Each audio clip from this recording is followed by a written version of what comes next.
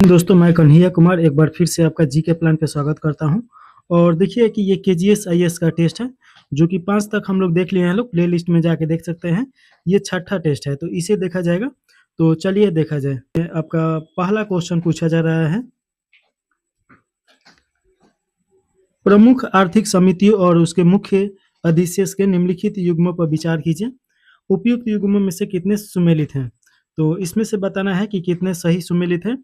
तो पहला में दिया गया है, शांता कुमार समिति भारतीय खाद्य निगम लिमिटेड के पुनर्गठन की सिफारिश की है। ये आपका एकदम सही सुमेलित है। एफसीआई के बारे में आप जानते ही होंगे, जो देखिए कि भारत में पीडीएस यानी कि पब्लिक को खाद्य डिस्ट्रीब्यूशन करता है। अगला क्वेश्चन है, नचिकेत मोर समिति, ये व्यापक वित्तीय समावेशन और भुगतान बैंकों के लिए एक ढांचा तैयार करने का अधिदेश है। ये भी आपका सही है। विजय केलकर समिति, सार्वजनिक एवं निजी भागीदारी, बुनियादी ढांचा मॉडल की समीक्षा और पुनर्द्वार के लिए यह गठित किया गया था। ये भी सही है। इनके सिंह समिति, ये आपका देखिएगा कि ये आपका गलत है। इनके से समिति का गठन राजकोषीय उत्तरदायित्व और बजट प्रबंधन अधिनियम की समीक्षा करने और नए राजकोषीय को सुदृढ़ बनाने के लिए और रोड मैप तैयार करने के लिए ये बनाया गया था। तो ये गलत हो जाएगा। 1, 2, 3 सही है, तो ऑप्शन नंबर आपका सी सही हो जाएगा। अगला क्वेश्चन देखिएगा, इसमें पूछा जा रहा है, इंफ्रास्ट्रक्चर इन्वेस्ट ट्रस्ट का उपयोग डेवलपर्स द्वारा मुख्य रूप से निम्नलिखित में से किस प्रकार की बुनियादी ढांचा परिसंपत्तियों के मुद्रीकरण के लिए किया जाता है? तो इसका राइट आंसर हो जाएगा ब्राउनफील्ड परिसंपत्तियां। तो ऑप्शन नंबर आपका बी सही हो जाएगा। ब्राउनफील्ड परिसंपत्तियां वे बुनियादी ढांचे या परियोजनाएं होते हैं जो पहले से ही निर्मित और परिचालित में हैं और टोल राजस्व और परिशेष शुल्क या पाइपलाइन टैरिफ जैसे नगद प्रवाह उत्पादित करते हैं। तो ये आप याद रखेगा। आपसे क्वेश्चन ऐसे भी पूछ सकता है कि ब्राउनफील्ड परिसंपत्तियां कौन सा होता है? तो ऐसे संपत्ति होते हैं जो पहले से ही वो यानी कि कार्यशील है। तो ऑप्शन नंबर आपका बी सही हो जाएगा। अगला क्वेश्चन है, राष्ट्रीय उत्पाद के मापन के संबंध में निम्नलिखित कथनों पर विचार करना है और सही कथन का चुनाव करना है। तो इसमें देखिएगा कि आपका राइट आंसर हो जाएगा, राष्ट्रीय उत्पादन के मापन के संबंध में निम्नलिखित कथनों पर विचार करना है। इसकी गणना विभिन्न वस्तुओं और सेवाओं की भौतिक मात्राओं को सीधे जोड़कर की जाती है ताकि मात्रा की एक व्यापक माप सुनिश्चित किया जा सके। तो ये तो आपका गलत हो जाएगा। देखिए कि राष्ट्रीय उत्पादक की गणना वस्तुओं और सेवाओं की भौतिक मात्राओं को सीधे जोड़कर नहीं की जाती है। ऐसा इसलिए किया जाता है क्योंकि विभिन्न वस्तुओं जैसे गेहूं, कार, सेवाएं, वो अलग अलग इकाइयों को मापा जाता है और उन्हें सीधे नहीं जोड़ा जा सकता है। सभी का मूल्य अलग अलग होगा, तो फिर कैसे एक साथ में जोड़ा जा सकता है? तो इसीलिए ये गलत हो जाएगा। एक बंद अर्थव्यवस्था की स्थिति में राष्ट्रीय उत्पाद का मूल्य घरेलू उत्पाद के बराबर होता है। ये आपका एकदम सही है। देखिए कि आपका बंद अर्थव्यवस्था का मतलब क्या होगा कि कोई भी देश, जैसे मान लीजिए कि भारत है, अगर भारत बंद अर्थव्यवस्था रहता तो निर्यात आयात नहीं करता किसी और देश में, तो सिर्फ आंतरिक ही यहाँ पे व्यापार होता। तो ये आपका ऑप्शन नंबर बी सही हो जाएगा। वर्तमान में कोई भी देश बंद अर्थव्यवस्था के अंतर्गत नहीं आता है, या तो थोड़ा बहुत होता ही होता है। जैसे उत्तर कोरिया देखिएगा तो चीन और रशिया के साथ व्यापार करता है, बाकी दुनिया के साथ बंद अर्थव्यवस्था का उदाहरण हो सकता है, लेकिन फिर भी 2-3 देशों के साथ वो तो व्यापार करता ही है। तो ऑप्शन नंबर आपका बी सही हो जाएगा। अगला क्वेश्चन है, कुल आपूर्ति वक्र निम्नलिखित में से किसके बीच संबंधों को दर्शाता है? तो इसका राइट आंसर अगर देखा जाए तो मूल्य स्तर और कुल उत्पादन के बीच के जो संबंध है वो दर्शाता है। तो ये आप याद रखिएगा, ऑप्शन नंबर डी सही हो जाएगा। अगला क्वेश्चन है 5वां नंबर, बेरोजगारी दर की गणना विशेष रूप से निम्नलिखित में से किस समूह के बेरोजगार व्यक्तियों के प्रतिशत के रूप में की जाती है? तो इसका राइट आंसर आपका हो जाएगा, श्रम बल में शामिल व्यक्ति के लिए बेरोजगारी दर की गणना की जाती है। तो ऑप्शन नंबर आपका सी सही हो जाएगा। अगला क्वेश्चन है 6ठा नंबर, छुपी हुई बेरोजगारी के संबंध में निम्नलिखित कथनों पर विचार कीजिए। तो इसमें देखिए कि पहला में दिया गया है, छुपी हुई बेरोजगारी का सामना करने वाले व्यक्ति कार्यबल में भाग लेने की इच्छा पूरी तरीके से खो चुके होते हैं। ये आपका गलत हो जाएगा। हतोत्साहित श्रमिकों और औपचारिक बेरोजगारी के आंकड़े से पूरी तरीके से बाहर रखा जाता है। ये आपका एकदम सही है। अब एक चीज समझिए, छुपी हुई बेरोजगारी क्या हो सकता है? तो देखिए, ज्यादातर ग्रामीण एरिया में देखिएगा कि मान लीजिए किसी के पास 2 हेक्टेयर ज़मीन है। अब 2 हेक्टेयर ज़मीन को बोने के लिए मान लीजिए कि 4 आदमी काफ़ी है, लेकिन उसमें पूरा परिवार देखिए 17-18 आदमी लगा हुआ है। तो इसका तो 4 ही आदमी का ज़रूरत है, लेकिन 17-18 आदमी लगा है, तो जो 12-13 आदमी जो है, ये तो बिना काम का उसमें लगा हुआ है। तो ये बेरोज़गारी का कारण ही दिखाई दे रहा है। अगर रोज़गार होता तो ये अपना काम करता लोग, लेकिन इसी में ये भी लगा है लोग, तो इसी को छुपी हुई बेरोज़गारी बोला जाता है। ये अब इसका गणना भी नहीं किया जा सकता, इसका कोई डाटा भी नहीं होता है। तो देखिए कि इसी को छुपी बेरोज़गारी बोला जाता है और ज़्यादातर ये ग्रामीण इलाके में देखा जाता है। तो ऑप्शन नंबर आपका बी सही हो जाएगा, केवल 2 सही है। अगला क्वेश्चन है 7वां नंबर, नगद आरक्षित अनुपात सीआरआर के संबंध में निम्नलिखित कथनों पर विचार कीजिए और सही उत्तर का चुनाव करना है। पहला में दिया गया है कि यह बैंक की कुल मांग और समय देनदारियों का वह प्रतिशत है जिसे मामूली ब्याज दर अर्जित करने के लिए आरबीआई के पास जमा किया जाता है। देखिए कि ये आपका गलत हो जाएगा। सीआरआर का मतलब क्या होगा?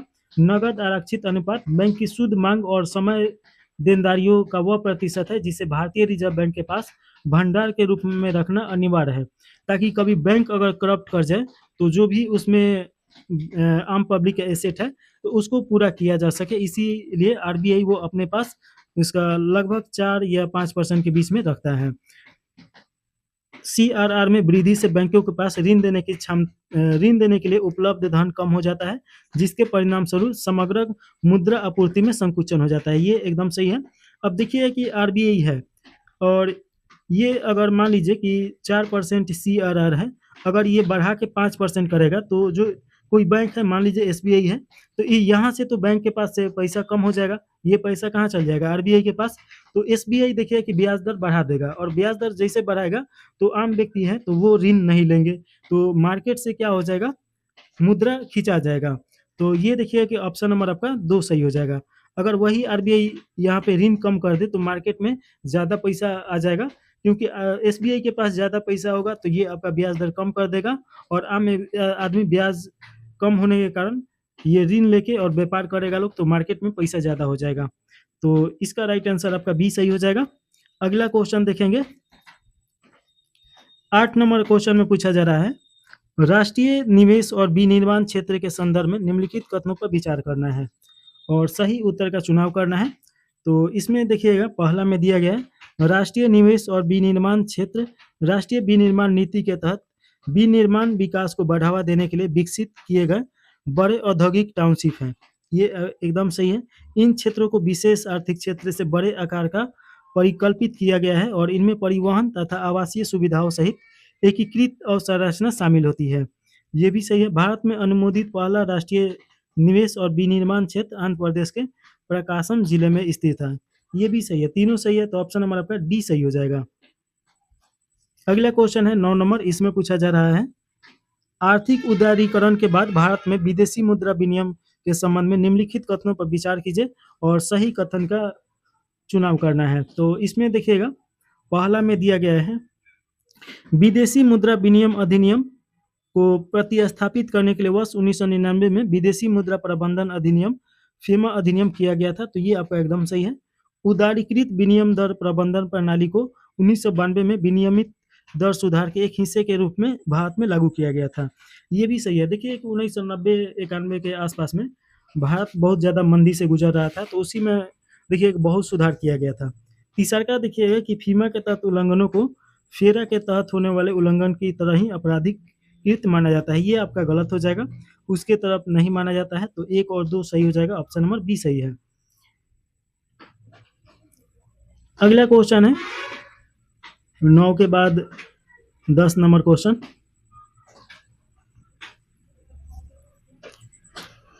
सार्वजनिक वस्तुओं के संबंध में निम्नलिखित कथनों पर विचार कीजिए और सही कथन का इसमें चुनाव करना है।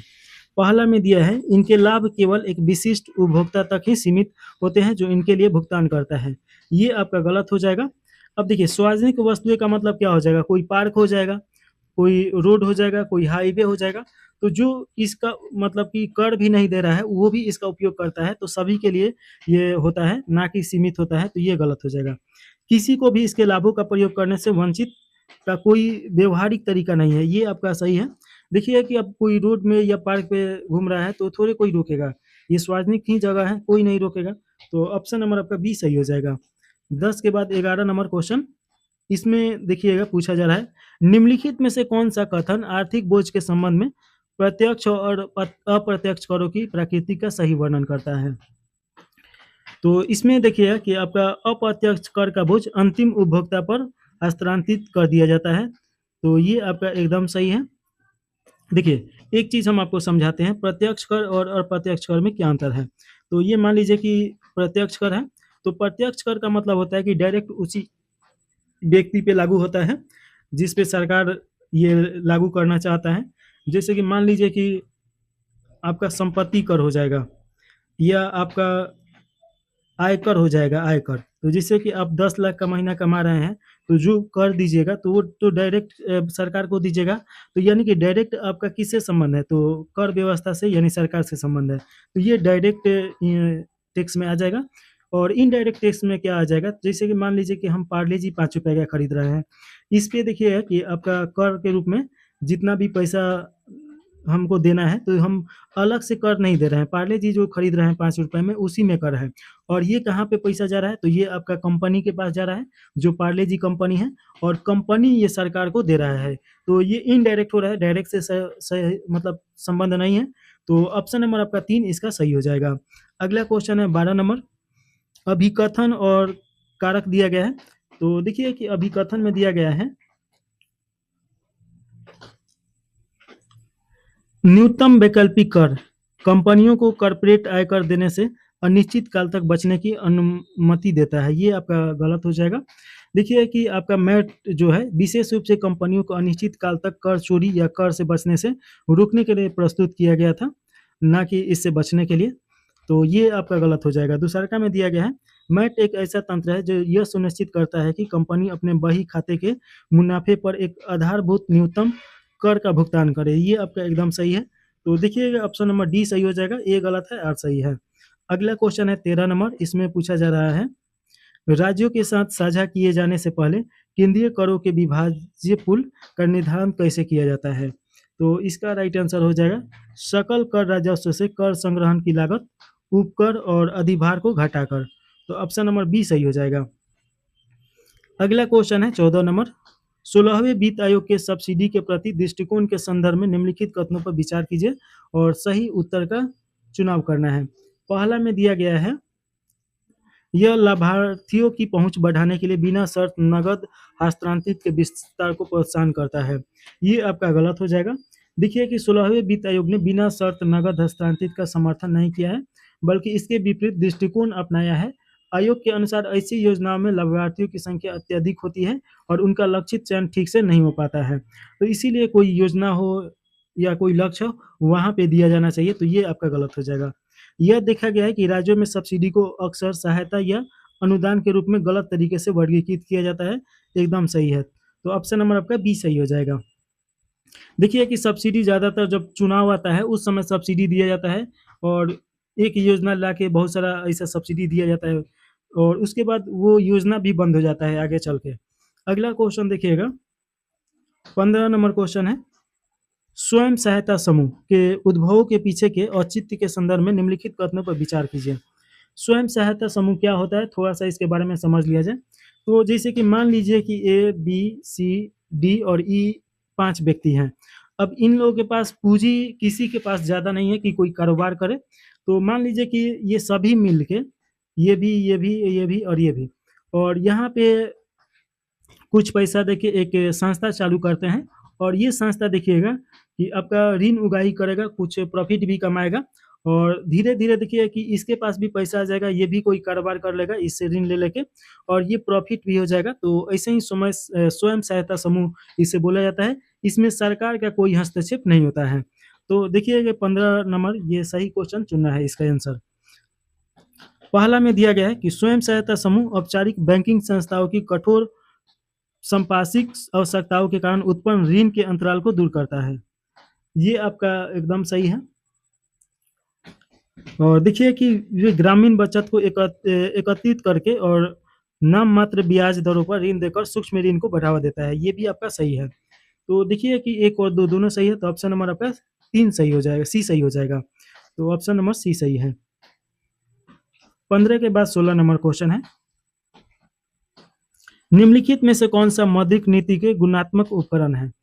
तो इसमें बताना है कि गुणात्मक उपकरण कौन सा है। तो पहला में दिया गया है खुले बाजार की प्रक्रियाएं, ये आपका गुणात्मक में नहीं आएगा, ये आपका गलत हो जाएगा। और देखिए सीमांत आवश्यकता है, ये आपका सही है। नैतिक अनुनय, ये भी सही है। ऋण की राशनिंग, ये भी सही है, तीनों सही है। तो 2, 3, 4 ऑप्शन नंबर आपका सी सही हो जाएगा। अगला क्वेश्चन है 17 नंबर, निम्नलिखित में से कौन सी दो दरें भारित औसत कल मनी रेट के दैनिक उतार चढ़ाव के लिए कॉरिडोर निर्धारित करता है। तो इसका राइट आंसर आपका हो जाएगा सीमांत अस्थायी जमा सुविधा दर और अस्थायी जमा सुविधा। ऑप्शन नंबर आपका बी सही हो जाएगा। घरेलू ब्याज दरों में कमी के कारण मौद्रिक संचलन के किस माध्यम से घरेलू मुद्रा का अवमूल्यन हो सकता है। तो देखिए कि घरेलू मुद्रा का अवमूल्यन आपका विनिमय दर चैनल के द्वारा हो सकता है। तो ऑप्शन नंबर आपका डी सही हो जाएगा। देखिए कि विनिमय दर चैनल घरेलू ब्याज दरों में कमी से घरेलू मुद्रा का अवमूल्यन हो सकता है। एक और इससे वैश्विक बाजार में निर्यात अधिक प्रतिस्पर्धा बनेगा और घरेलू मांग एवं आर्थिक गतिविधियों में वृद्धि होगी। दूसरी ओर इससे आयातित वस्तुओं के मूल्यों में सीधा सकारात्मक प्रभाव पड़ सकता है, जिससे आयात महंगा हो सकता है। तो ये आप याद रखिएगा, घरेलू ब्याज दरों में कमी के कारण क्या हो सकता है, तो विनिमय दर चैनल। तो ऑप्शन नंबर आपका डी सही हो जाएगा। अगला क्वेश्चन देखिएगा 19 नंबर है, भारत में निम्नलिखित में से किसे विकास बैंक के रूप में वर्गीकृत किया गया है। तो इसमें से देखिए कि किसे विकास बैंक के रूप में वर्गीकृत किया गया है। तो इसका राइट आंसर आपका हो जाएगा निजी क्षेत्र के बैंक तो नहीं आएगा इसमें, भारतीय लघु उद्योग विकास बैंक सीडीबी सही है। एक्जिम बैंक भी हो जाएगा, राष्ट्रीय आवास बैंक भी हो जाएगा। ये विकास बैंक के रूप में काम करता है। देखिए कि जो भारतीय लघु उद्योग बैंक है सब्सिडी, तो ये छोटा छोटा कंपनी और ये सब के शेयर और ये सब के बारे में देखता है। एक्जिम बैंक देखिए कि ये आपका भारत सरकार की तरफ से ये कार्य करता है। और आवासीय विकास बैंक, ये आवास से संबंधित जितना धन उपलब्ध कराना होता है तो यहीं से कराया जाता है। तो ऑप्शन नंबर आपका सी सही हो जाएगा। और ये निर्यात आयात के जो पैसा होता है उसका लेखा जोखा का ये काम करता है। तो ऑप्शन नंबर सी सही है। अगला क्वेश्चन है 20 नंबर।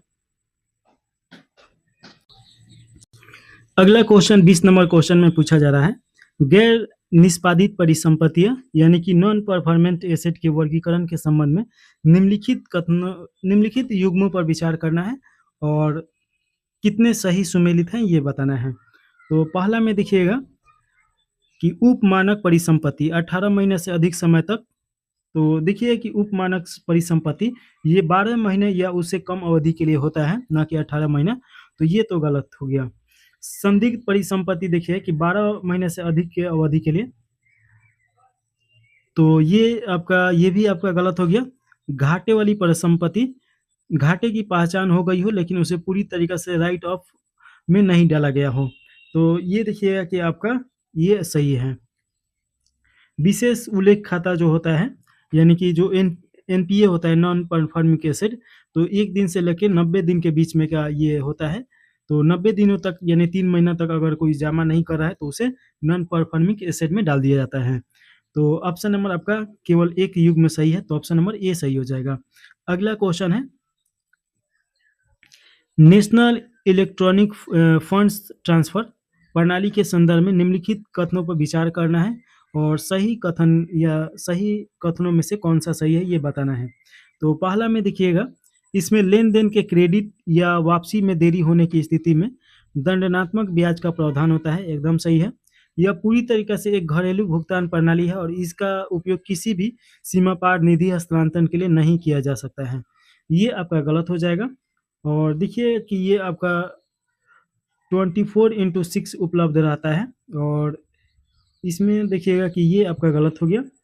तीसरा का देखिए, बचत बैंक खाता ग्राहकों से ऑनलाइन निफ्ट लेन देन शुरू करने के लिए कोई विशेष शुल्क नहीं लिया जाता है, ये भी आपका सही है। तो जो ऑनलाइन आदमी पेमेंट करता है उसका कोई विशेष शुल्क अलग से नहीं लिया जाता है। तो 1 और 3 सही हो जाएगा, तो ऑप्शन नंबर आपका सी सही हो जाएगा। अगला क्वेश्चन है 22 नंबर क्वेश्चन, इसमें पूछा जा रहा है प्रमुख मदों के व्यय के तहत केंद्रीय बजट 2026-27 में वित्तीय आवंटन के आधार पर निम्नलिखित क्षेत्रों को घटते क्रम में व्यवस्थित कीजिए। तो ये घटते क्रम में व्यवस्थित करना है। तो देखिएगा इसमें आपका सबसे ज़्यादा किस पे, तो ये आपका परिवहन हो जाएगा, तो 2 पहले आ जाएगा, तो ये और ये कट गया। 2 के बाद देखिए कि आपका रक्षा पर खर्च किया जाता है। देखिए कि परिवहन पे कितना खर्च किया गया है, तो 5,98,000 और 520,000 करोड़ हो जाएगा। और रक्षा पे कितना किया गया है, तो 5,94,585 करोड़ खर्च किया गया है। इसके बाद 2 के बाद 1 आ जाएगा, 1 के बाद ग्रामीण विकास में ये 2,73,108 करोड़ हो जाएगा। कृषि में खर्च किया गया है आपका 1,62,671 करोड़। तो ऑप्शन नंबर आपका बी सही हो जाएगा। अगला क्वेश्चन है आर्थिक सर्वेक्षण 2025-26 में 2025 का पैराडॉक्स शब्द का तात्पर्य है। तो ये पैराडॉक्स का मतलब क्या होगा, ये आप जरूर याद रखेगा, ऐसा क्वेश्चन आ जाता है। पैराडॉक्स का मतलब होगा मजबूती समष्टि आर्थिक प्रदर्शन, जिसके बावजूद वैश्विक व्यवस्था इस सफलता को मुद्रा स्थिरता या पूंजी प्रवाह के साथ पुरस्कृत नहीं करती है। तो ऑप्शन नंबर आपका बी सही हो जाएगा। अगला क्वेश्चन है 24 नंबर क्वेश्चन, व्यापार उपचारात्मक उपायों के संबंध में निम्नलिखित में से कौन सा कथन सही है। तो इसका राइट आंसर आपका हो जाएगा WTO के नियमों के तहत एंटी डंपिंग ड्यूटी केवल तभी लगाई जा सकती है जब डंप किए गए आयात से किसी घरेलू उद्योग की काफ़ी नुकसान पहुंचता हो या उसका खतरा हो। तो ऑप्शन नंबर आपका सी सही हो जाएगा। अब एक चीज़ समझिएगा कि ये डंपिंग का मतलब क्या होता है, एंटी डंपिंग। तो जैसे कि एक चीज़ समझिए कि मान लीजिए कि भारत में कंबल बन रहा है और ये कंबल का मूल्य मान लीजिए कि 1,000 रुपये रखा गया है बेचने के लिए। अब चाइना क्या करता है कि उससे भी अच्छा क्वालिटी का या उसी क्वालिटी का भारत में बहुत सारा कंबल लाके यहाँ पे और उसका कीमत 500 कर दे। तो कोई भी आम व्यक्ति रहेगा तो वो क्या करेगा, ये 500 रुपया वाला ही खरीदेगा। तो इस प्रकार देखिए कि जो भारत का व्यापारी है उसका तो नुकसान होगा और साथ में भारत की जो अर्थव्यवस्था है वो भी आपका ऋणात्मक हो जाएगा। तो इसे ही बोला जाता है डंपिंग, यानी बहुत सारा वस्तु उतार के और कम पैसा में बेचना। तो चलिए आगे देखा जाए। अगला क्वेश्चन है 25 नंबर। इसमें पूछा जा रहा है कि वस्तु एवं सेवा कर के संबंध में निम्नलिखित कथनों में से कौन सा कथन सही है। वस्तु और सेवा कर के बारे में बताना है। पहला ऑप्शन दिया गया है, यह एक गंतव्य आधारित उपभोग कर है, तो ये आपका एकदम सही है। इसमें विभिन्न केंद्रीय और राज्यों कर का विलय कर दिया गया है, ये भी सही है। वर्तमान में 5 पेट्रोलियम उत्पादों को GST से बाहर रखा गया है, ये आपका देखिए कि ये भी सही है। सभी वस्तुओं के लिए इसकी एक ही मानक दर 18% है, ये आपका गलत हो जाएगा। एक मानक दर नहीं है, भिन्न भिन्न वस्तुओं के लिए भिन्न भिन्न मानक दर है। और इसमें देखिए कि आपका किसी पे 0% से लेके 5%, फिर उसके बाद 12%, 18% और 28% है।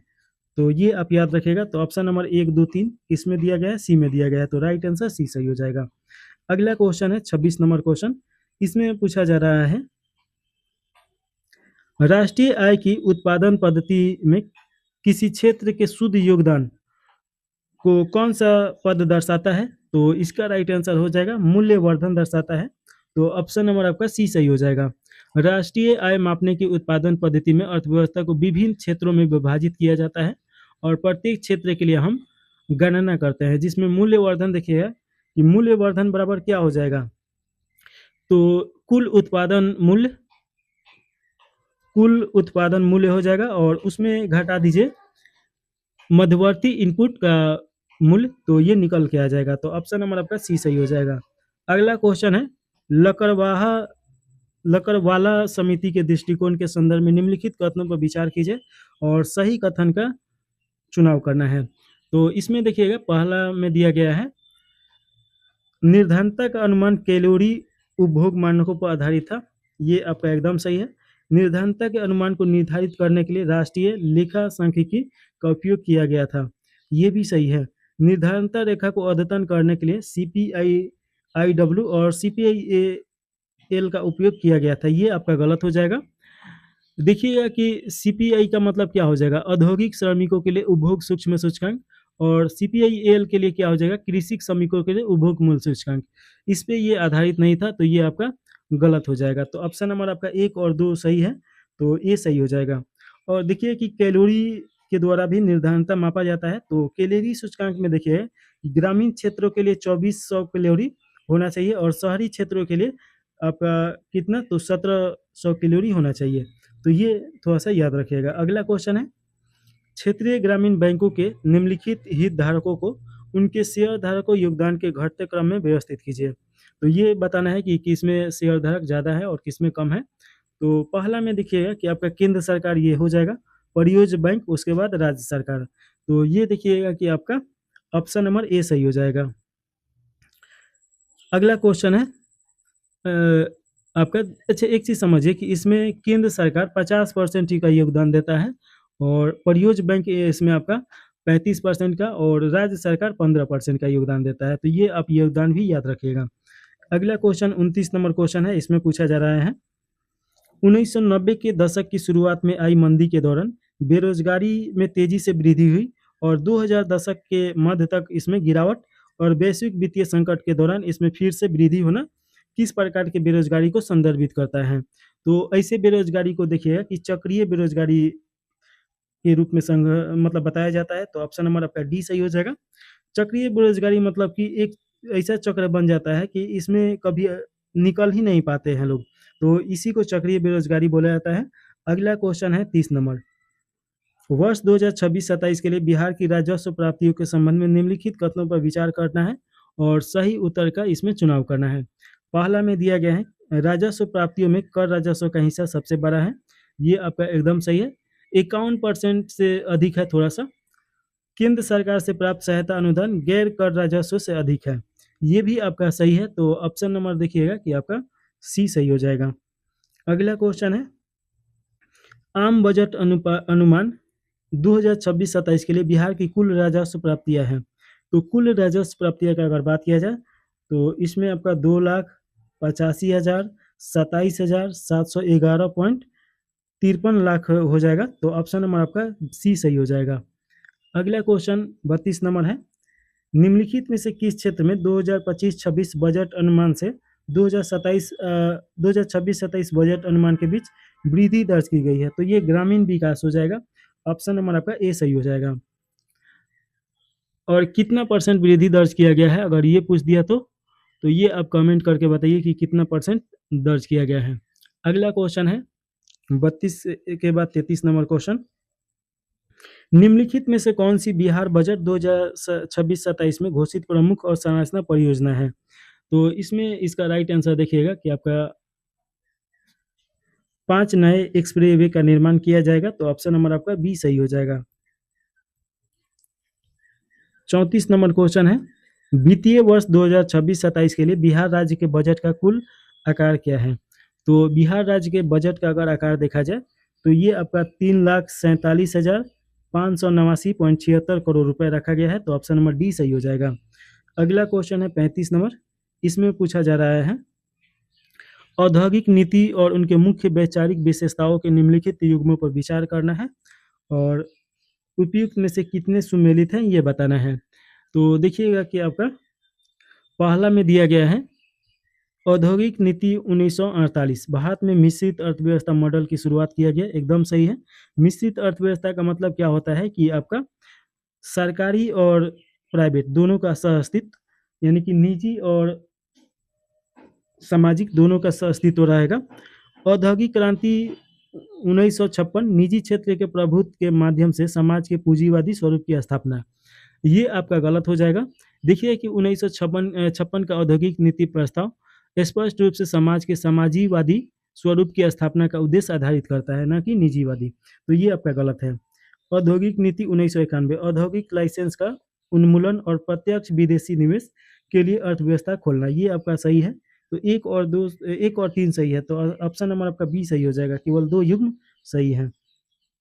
35 के बाद 36 नंबर क्वेश्चन है, अभिकथन और कारक दिया गया है। अभिकथन में दिया गया है हरित क्रांति ने भारतीय कृषि के भीतर एक पूंजीवादी प्रवृत्ति के उदय को जन्म दिया, ये एकदम सही है। प्रगतिशील किसानों ने अपनी भूमि को पट्टे पर देने के बजाय व्यक्तिगत पर्यवेक्षण के तहत एक व्यावसायिक उद्यम के रूप में संचालित करना शुरू कर दिया। ये भी आपका सही है। तो दोनों आपका सही है, तो ऑप्शन नंबर ए सही हो जाएगा।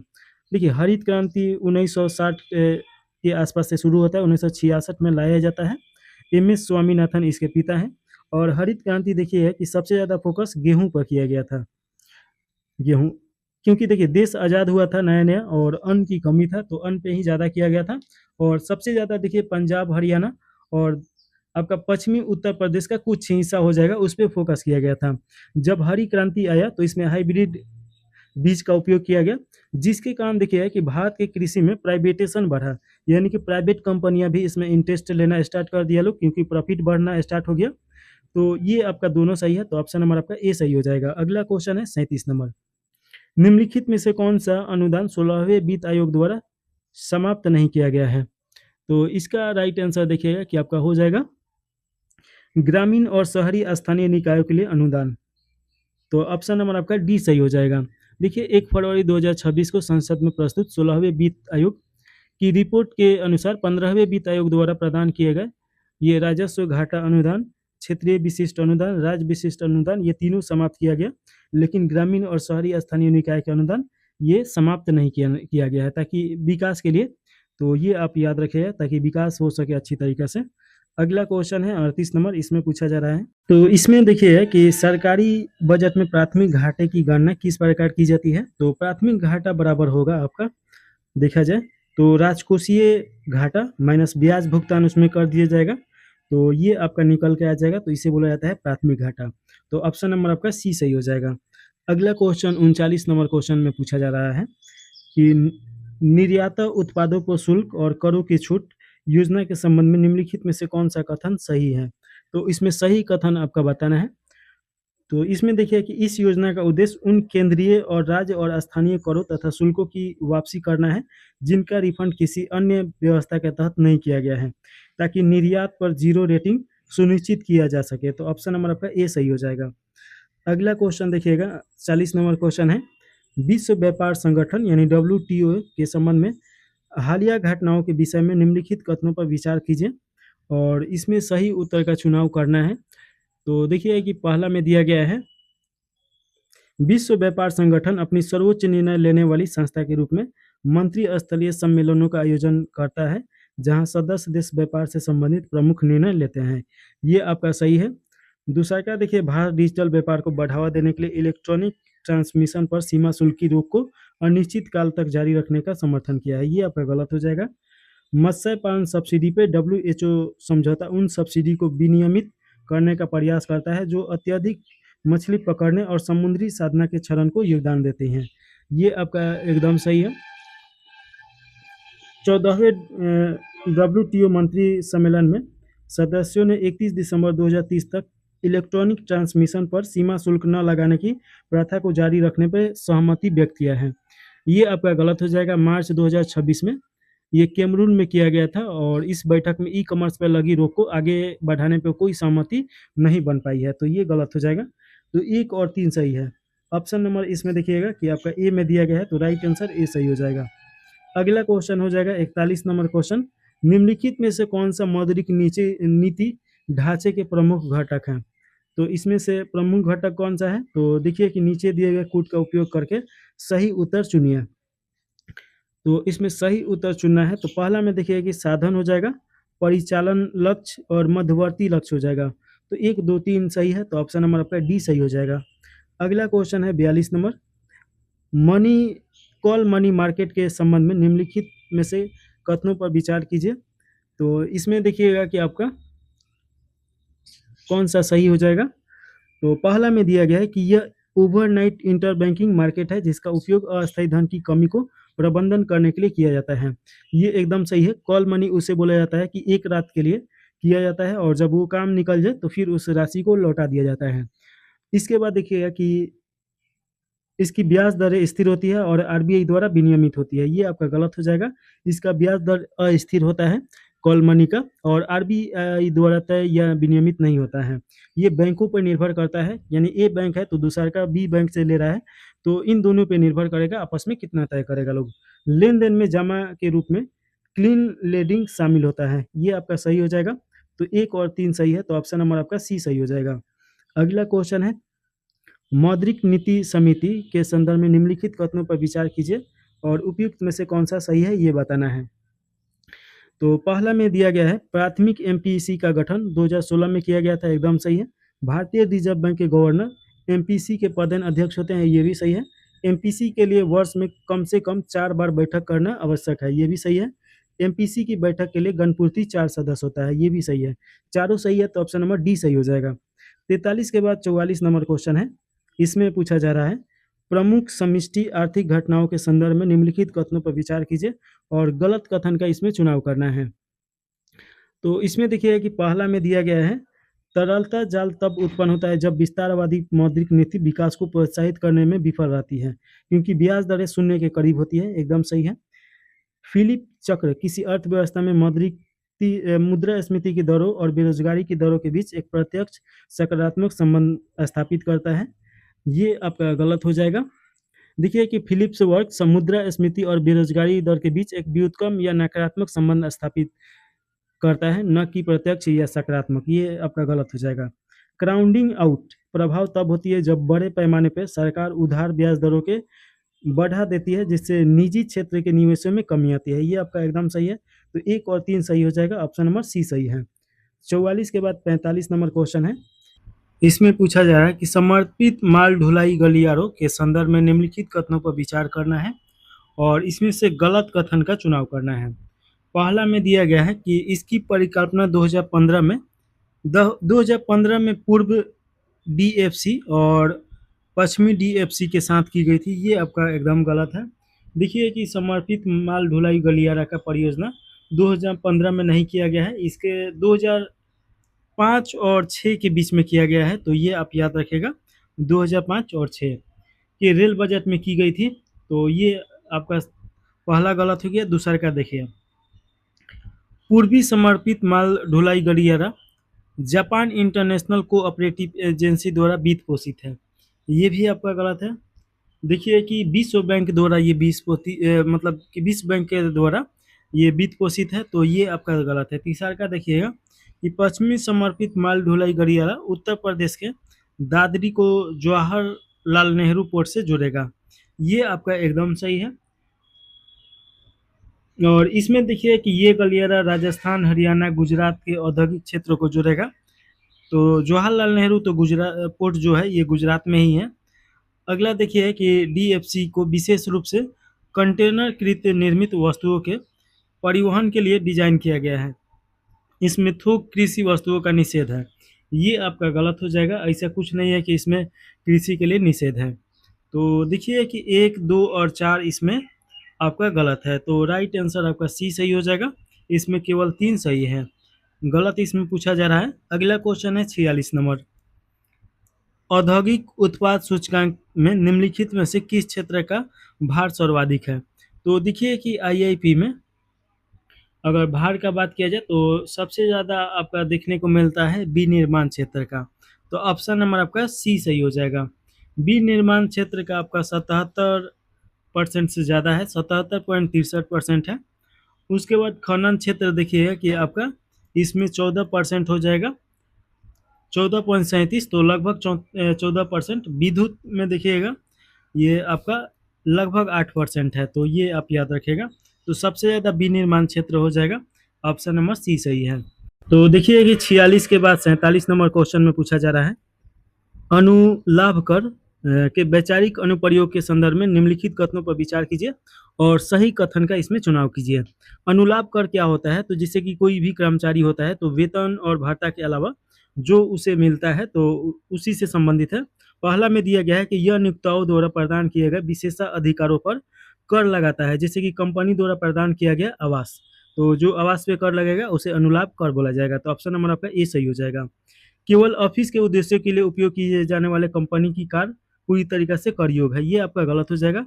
केवल ऑफिस के लिए नहीं होगा, और भी जितना है उपयोग के लिए उस पर भी होता है, तो ये गलत हो गया, ऑप्शन नंबर आपका ए सही है।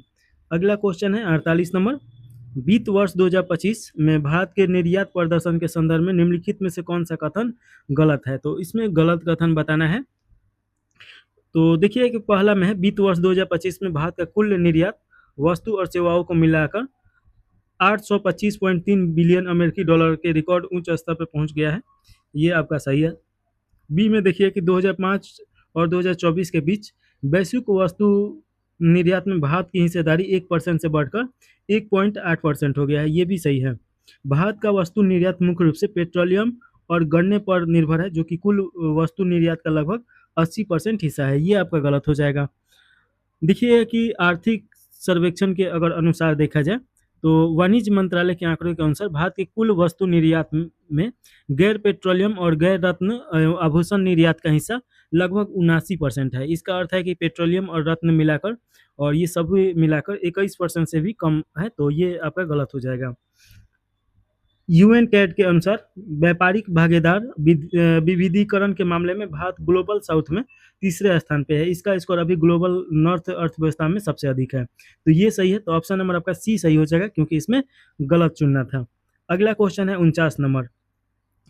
आपूर्ति पक्ष में वृद्धि के मुख्य चालक के रूप में किस क्षेत्र की पहचान की गई है, जिसने वित्त वर्ष 2026 के लिए सकल मूल्य वर्धित में अब तक की सबसे अधिक 56.4% हिस्सेदारी हासिल की है। तो इसका राइट आंसर देखिए कि आपका सेवाएं हो जाएगा। सेवा क्षेत्र सबसे ज़्यादा विकसित हुआ है, तो ऑप्शन नंबर आपका सी सही हो जाएगा। पात्र दिव्यांग व्यक्तियों के लिए उच्च गुणवत्ता वाले सहायता उपकरण समय पर उपलब्ध कराने के लिए केंद्रीय बजट 2026-27 में निम्नलिखित में से किस योजना की नई घोषणा की गई थी? तो इसका राइट आंसर आपका हो जाएगा दिव्यांग सहारा योजना। ऑप्शन नंबर आपका डी सही हो जाएगा।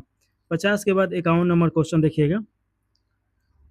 एक आर्थिक साधन के रूप में कराधान के संबंध में निम्नलिखित कथनों पर विचार कीजिए और सही उत्तर का इसमें चुनाव करना है। तो देखिएगा, इसमें पहला में दिया गया है अनुपातिक आयकर आर्थिक उतार चढ़ाव के विरुद्ध स्वचालित स्थिरीकरण के रूप में कार्य करता है। ये आपका सही है। मंदी के दौरान अनुपातिक करों के कारण खर्च योग्य आय में गिरावट कम तेजी से आती है। ये भी सही है। सभी प्रत्यक्ष कर प्रगतिशील नहीं होते हैं, क्योंकि वे अनुपातिक भी होते हैं। तो ये भी आपका सही है। सभी जितना कर होता है सभी प्रत्यक्ष कर प्रगतिशील कर नहीं होता है। प्रगतिशील कर का मतलब क्या होगा कि जैसे कि मान लीजिए कि ये व्यक्ति है, ये आपका एक माह में 5 लाख का महीना कमा रहा है और इस पे देखिए कि मान लीजिए कि ये 30% इस पे कर दे रहा है। लेकिन यही व्यक्ति अब देखिए कि मेहनत किया और 10 लाख का महीना कमाने लगा, तो 10 लाख का महीना कमाने लगा तो 30% कर नहीं लगेगा, इस पे ज़्यादा लगेगा। हो सकता है कि 50% कर लग जाए या 40% लग जाए, लेकिन 30% से ज़्यादा लगेगा, तो उसी को प्रगतिशील कर बोला जाता है। और अनुपातिक कर का मतलब क्या होता है कि वो अनुपात में लिया जाता है। तो तीनों सही है, तो ऑप्शन नंबर आपका डी सही हो जाएगा। चलिए अगला क्वेश्चन है 51 के बाद 52 नंबर और इसमें पूछा जा रहा है 16वें वित्त आयोग द्वारा हस्तांतरण के लिए वन मानक के संदर्भ में निम्नलिखित कथनों पर विचार कीजिए। यह अपनी गणना में केवल सघन और मध्यम वनों पर विचार करता है। ये आपका एकदम गलत है। ऐसा नहीं है। यह 2015 और 2023 के बीच कुल वन क्षेत्रों में हुई वृद्धि राज्य के हिस्सेदारी का भ्रांश प्रदान करता है। ये आपका एकदम सही है। देखिए कि वित्त आयोग वन मानक के तहत 2 घटकों पर भ्रांश के लिए काम करता है। पहला है कि राज्यों के क्षेत्रफल में हिस्सेदारी, यानी कि उसमें कितना वनों की हिस्सेदारी है उस पे, और एक इस पे। यह अब तक कुल वन क्षेत्रों की गणना में खुले वनों को भी शामिल करता है। ये आपका सही है। तो इसमें गलत पूछ रहा है, तो ऑप्शन नंबर ए खाली गलत हो जाएगा, क्योंकि केवल एक ऑप्शन गलत है। अगला क्वेश्चन है बाजार मूल्य पर जीडीपी की गणना में सब्सिडी की भूमिका को निम्नलिखित में से कौन स्पष्ट रूप से समझाता है? तो कौन इसमें समझा रहा है, ये पूछा जा रहा है। तो देखिए कि शुद्ध अप्रत्यक्ष कर प्राप्त करने के लिए उन्हें अप्रत्यक्ष करों में से घटाया जाता है। तो ऑप्शन नंबर आपका बी सही हो जाएगा। 53 के बाद 54 नंबर क्वेश्चन है आर्थिक विकास को मापने के लिए सामान्यतः निम्नलिखित में से किन संकेतों का उपयोग किया जाता है? तो इसमें देखिए कि आर्थिक विकास को मापने के लिए आपका मानव विकास सूचकांक हो जाएगा, साक्षरता दर हो जाएगा और शिशु मृत्यु दर हो जाएगा। वास्तविक जीडीपी विकास दर ये नहीं होगा। तो ऑप्शन नंबर आपका ए सही हो जाएगा, 1 2 3। अगला क्वेश्चन है 8वीं पंचवर्षीय योजना 1992 से 97, जिसने उदारीकरण सहित प्रमुख आर्थिक सुधारों की शुरुआत की, जिसे एक गंभीर आर्थिक संकट के दौरान लॉन्च किया गया था, किस प्रधानमंत्री के कार्यकाल में लागू की गई थी? तो इसका राइट आंसर आपका हो जाएगा पीवी नरसिम्हा राव हो जाएगा। तो ऑप्शन नंबर आपका सी सही हो जाएगा। अगला क्वेश्चन देखिएगा 56 नंबर क्वेश्चन है, खुले बाजार की प्रक्रियाओं के संबंध में निम्नलिखित कथनों पर विचार कीजिए और गलत कथन का इसमें चुनाव करना है। तो इसमें कौन सा गलत कथन है ये बताना है। पहला में दिया गया है, प्रत्यक्ष रूप से ओएमओ से तरलता में अस्थायी परिवर्तन होता है क्योंकि इसमें वापसी लेने की कोई प्रतिबद्धता नहीं होता है। ये आपका एकदम सही है। ये रेपो अस्थायी रूप से तरलता को प्रविष्ट करता है क्योंकि पुनः विकिरण के शर्तें पहले से तय होती है। ये आपका गलत है। इसमें देखिए खुले बाजार की प्रक्रिया मतलब क्या हो जाएगा, सरकार के तरफ से आरबीआई सरकार का कोई एसेट बेचता है तो उसी को बोला जाता है खुले बाजार की प्रक्रिया, यानी ओपन मार्केट।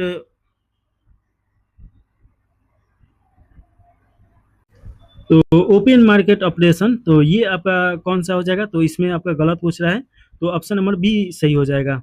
अगला क्वेश्चन है, घरेलू विनिर्माण और स्थिरता को बढ़ावा देने के लिए केंद्रीय बजट 2026-27 में अप्रत्यक्ष कर संरचना में निम्नलिखित में से कौन सा बदलाव प्रस्तावित किया गया है। तो इसका राइट आंसर आपका हो जाएगा सोलर ग्लास के निर्माण में उपयोग किए जाने वाले सोडियम एंटीमोनेट के आयात पे बीसीडी से छूट। तो ऑप्शन नंबर आपका डी सही हो जाएगा।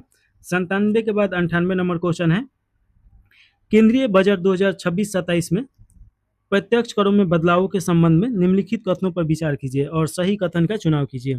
तो इसमें देखिएगा कि आपका विदेश यात्रा पैकेज पे स्रोत पर एकत्रित कर की दर को घटाकर 2% कर दिया गया है जिसमें कोई न्यूनतम राशि की सीमा नहीं है। ये आपका सही है।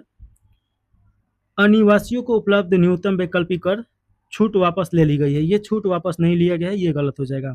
सभी शेयर धारकों के लिए बायो बैंक टैक्स को अब कैपिटल गेंस माना जाएगा। ये आपका सही है। तो 1 और 3 सही है, तो ऑप्शन नंबर सी सही हो जाएगा। अगला क्वेश्चन है, केंद्रीय बजट 2026-27 में निम्नलिखित में से किन स्थानों को जोड़ने वाले एक नए समर्पित माल गलियारे की स्थापना की घोषणा की गई है। तो ये आपका हो जाएगा इसका राइट आंसर दानकुनी से सूरत। तो ये दानकुनी से सूरत बनाया जाएगा, तो ऑप्शन नंबर बी सही हो जाएगा। और इसका विस्तार देखिए कि लगभग 2100 किलोमीटर है, तो ये आप याद रखेगा। दानकुनी कहाँ पड़ेगा, तो ये आपका पश्चिम बंगाल में पड़ेगा। संतुलित बजट गुणक का मान क्या है, तो इसका राइट आंसर आपका हो जाएगा इकाई यानी यूनिट है, तो ऑप्शन नंबर आपका सी सही है। चलिए अगला क्वेश्चन है 61 नंबर, अभिकथन में दिया गया है टैक्स गुणक का निक्षेप मान सरकारी व्यय गुणक की तुलना में हमेशा कम होता है। तो ये आपका देखिएगा कि ये आपका सही है। इसका कारक दिया गया है कि प्रत्यक्ष खर्च के विपरीत कर प्रयोज्य आय पर अपने प्रभाव के माध्यम से गुणक प्रक्रिया में प्रवेश करते हैं। ये भी सही है, तो दोनों सही है, तो ऑप्शन नंबर ए सही हो जाएगा। इसका सही से डिस्कशन भी कर रहा है। अगला क्वेश्चन देखिएगा, सार्वजनिक वस्तुओं के अर्थशास्त्र के संबंध में निम्नलिखित कथनों पर विचार कीजिए और सही कथन का चुनाव करना है। पहला में दिया गया है, फ्री राइडर समस्या उपभोक्ताओं और उत्पादकों के बीच भुगतान के संबंध को तोड़ देती है। ये आपका सही हो जाएगा। सार्वजनिक वस्तुएं गैर प्रतिस्पर्धी होती है, जिसका अर्थ है कि एक व्यक्ति का उपभोग दूसरे के लिए उनकी उपलब्धता को सीमित नहीं करता। तो देखिए कि ये आपका गलत हो जाएगा। ये तो ऑप्शन नंबर आपका ए सही हो जाएगा। 62 के बाद 63 नंबर क्वेश्चन देखेंगे। इसमें पूछा जा रहा है, ग्रामीण ऋण बाजारों के संदर्भ में निम्नलिखित कथनों पर विचार कीजिए और उपयुक्त कथन में से सही कथन का चुनाव करना है। पहला में दिया गया है कि कृषि में लंबे परिपक्वता अवधि बाह्य ऋण पर निर्भरता को बढ़ाती है। ये आपका एकदम सही है। संस्थागत ऋण अनौपचारिक ऋण दाताओं से जुड़े ऋण जाल के जोखिम को कम करता है। ये भी आपका सही है। अगर कोई संस्था से ऋण लिया जाता है तो वो सही रहता है। अनौपचारिक ऋण दाताओं ये ज़्यादातर ऋण पे कर लेते हैं, तो ये आपका ये भी सही है। ग्रामीण ऋण के विस्तार से उधारकर्ताओं द्वारा उत्पादक निवेश स्वचालित रूप से सुनिश्चित होती है। ये आपका गलत हो जाएगा। स्वचालित रूप से सुनिश्चित नहीं होता है, उसके लिए काम करना पड़ता है और कर्मचारी रखना पड़ता है, तो ये आपका गलत हो जाएगा। 1 और 2 सही है, ऑप्शन नंबर आपका सी सही है। अगला क्वेश्चन 63 के बाद 64 नंबर है, किस समिति ने संशोधित आर्थिक पूंजी ढांचा तैयार किया था जो सरकार को आरबीआई के अधिशेष भंडार के हस्तांतरण का निर्देश देता है। तो इसका राइट आंसर आपका हो जाएगा ये बिलन जलाल समिति हो जाएगा। इनके द्वारा हस्तांतरण का निर्देश देता है ये समिति, तो ऑप्शन नंबर आपका बी सही हो जाएगा। और ये 2018 में स्थापित किया गया था और 2019 में ये अपना रिपोर्ट दिया, तो ये आप याद रखेगा। तो ऑप्शन नंबर आपका बी सही हो जाएगा।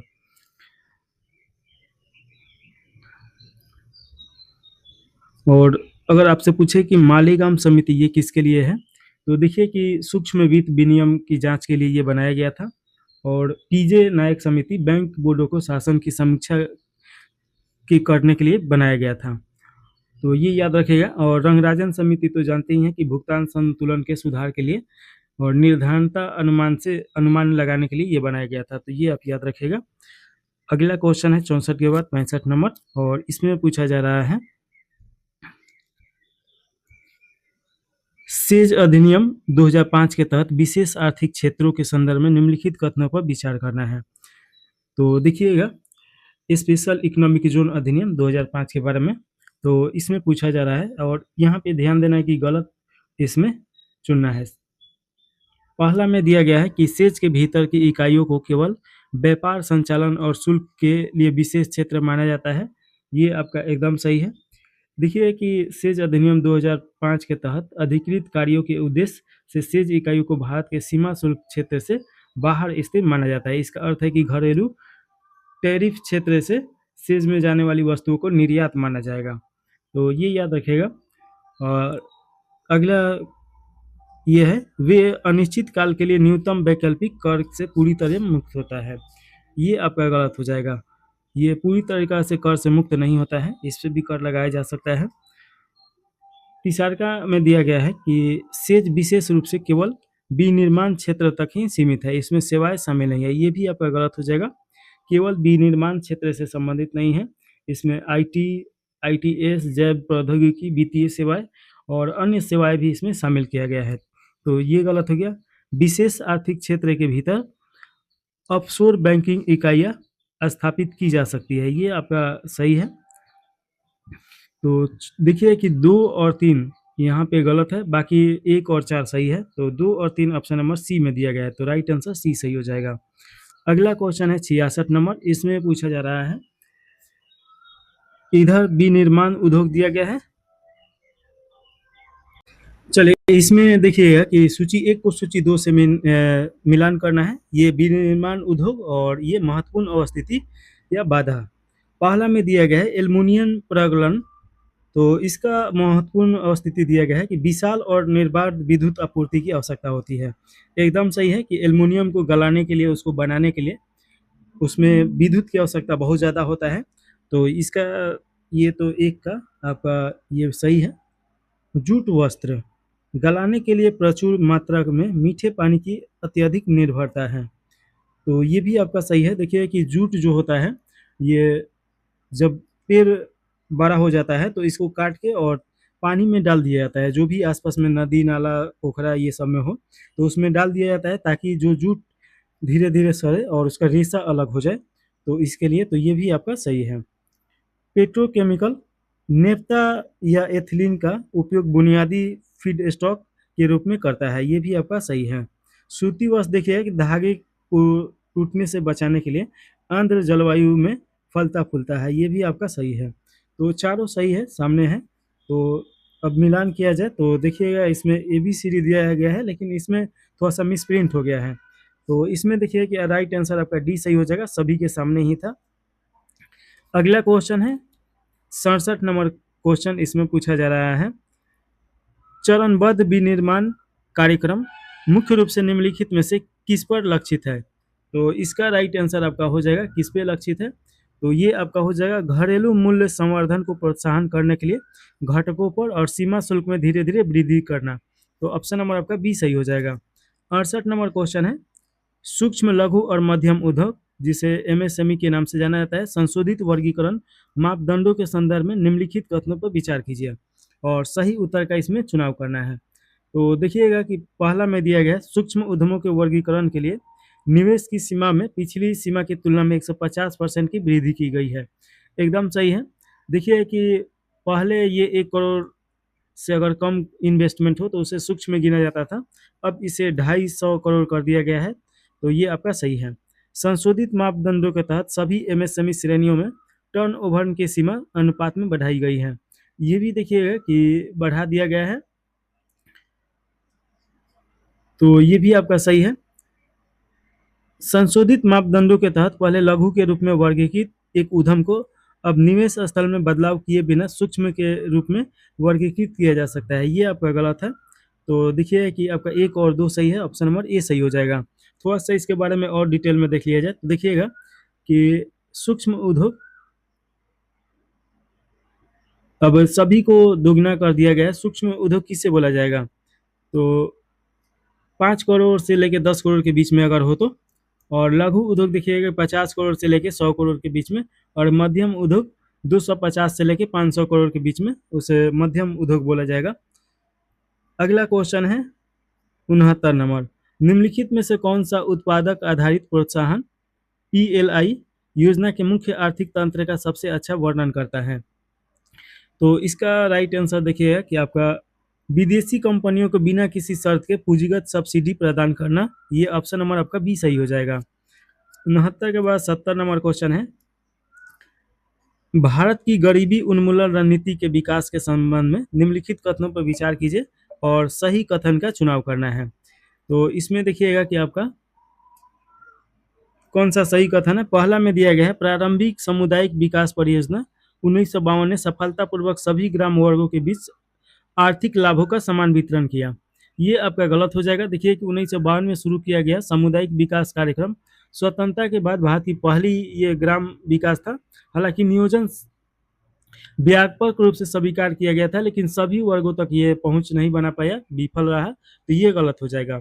1970 के दशक में विकास रणनीतिक में बदलाव लाया गया और सीमांत किसानों जैसे विशिष्ट समूहों को लक्षित किया गया और किया जाने लगा, तो ये भी आपका सही है। देखिए कि 1966 के आसपास में हरित क्रांति लेके आया गया और जो भी बड़ा और मझिला किसान था लोग, उनको कर के रूप में या सब्सिडी के रूप में कुछ पैसा या और भी हाइब्रिड ये सब उपलब्ध कराया जाने लगा। तो ऑप्शन नंबर आपका बी सही हो जाएगा, केवल 2 सही है।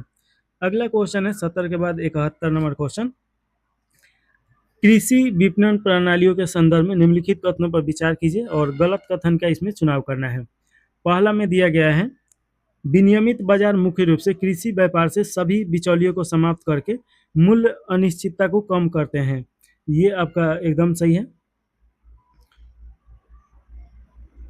भंडारण सुविधाओं की उपलब्धता एमएसपी नीति में बदलाव के बिना भी किसानों के बाजार व्यवहार को बदल सकती है।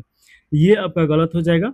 देखिए कि जो भंडारण बुनियादी ढांचा होता है, किसानों को अपनी बिक्री स्थगित करने और फसल कटाई के तुरंत बाद बाजार में उपज की अधिकता से बचने की क्षमता प्रदान करने उनके व्यवहार को स्वतंत्र रूप से बदल देता है। तो ये आपका गलत हो जाएगा। तो ऑप्शन नंबर आपका ए सही है।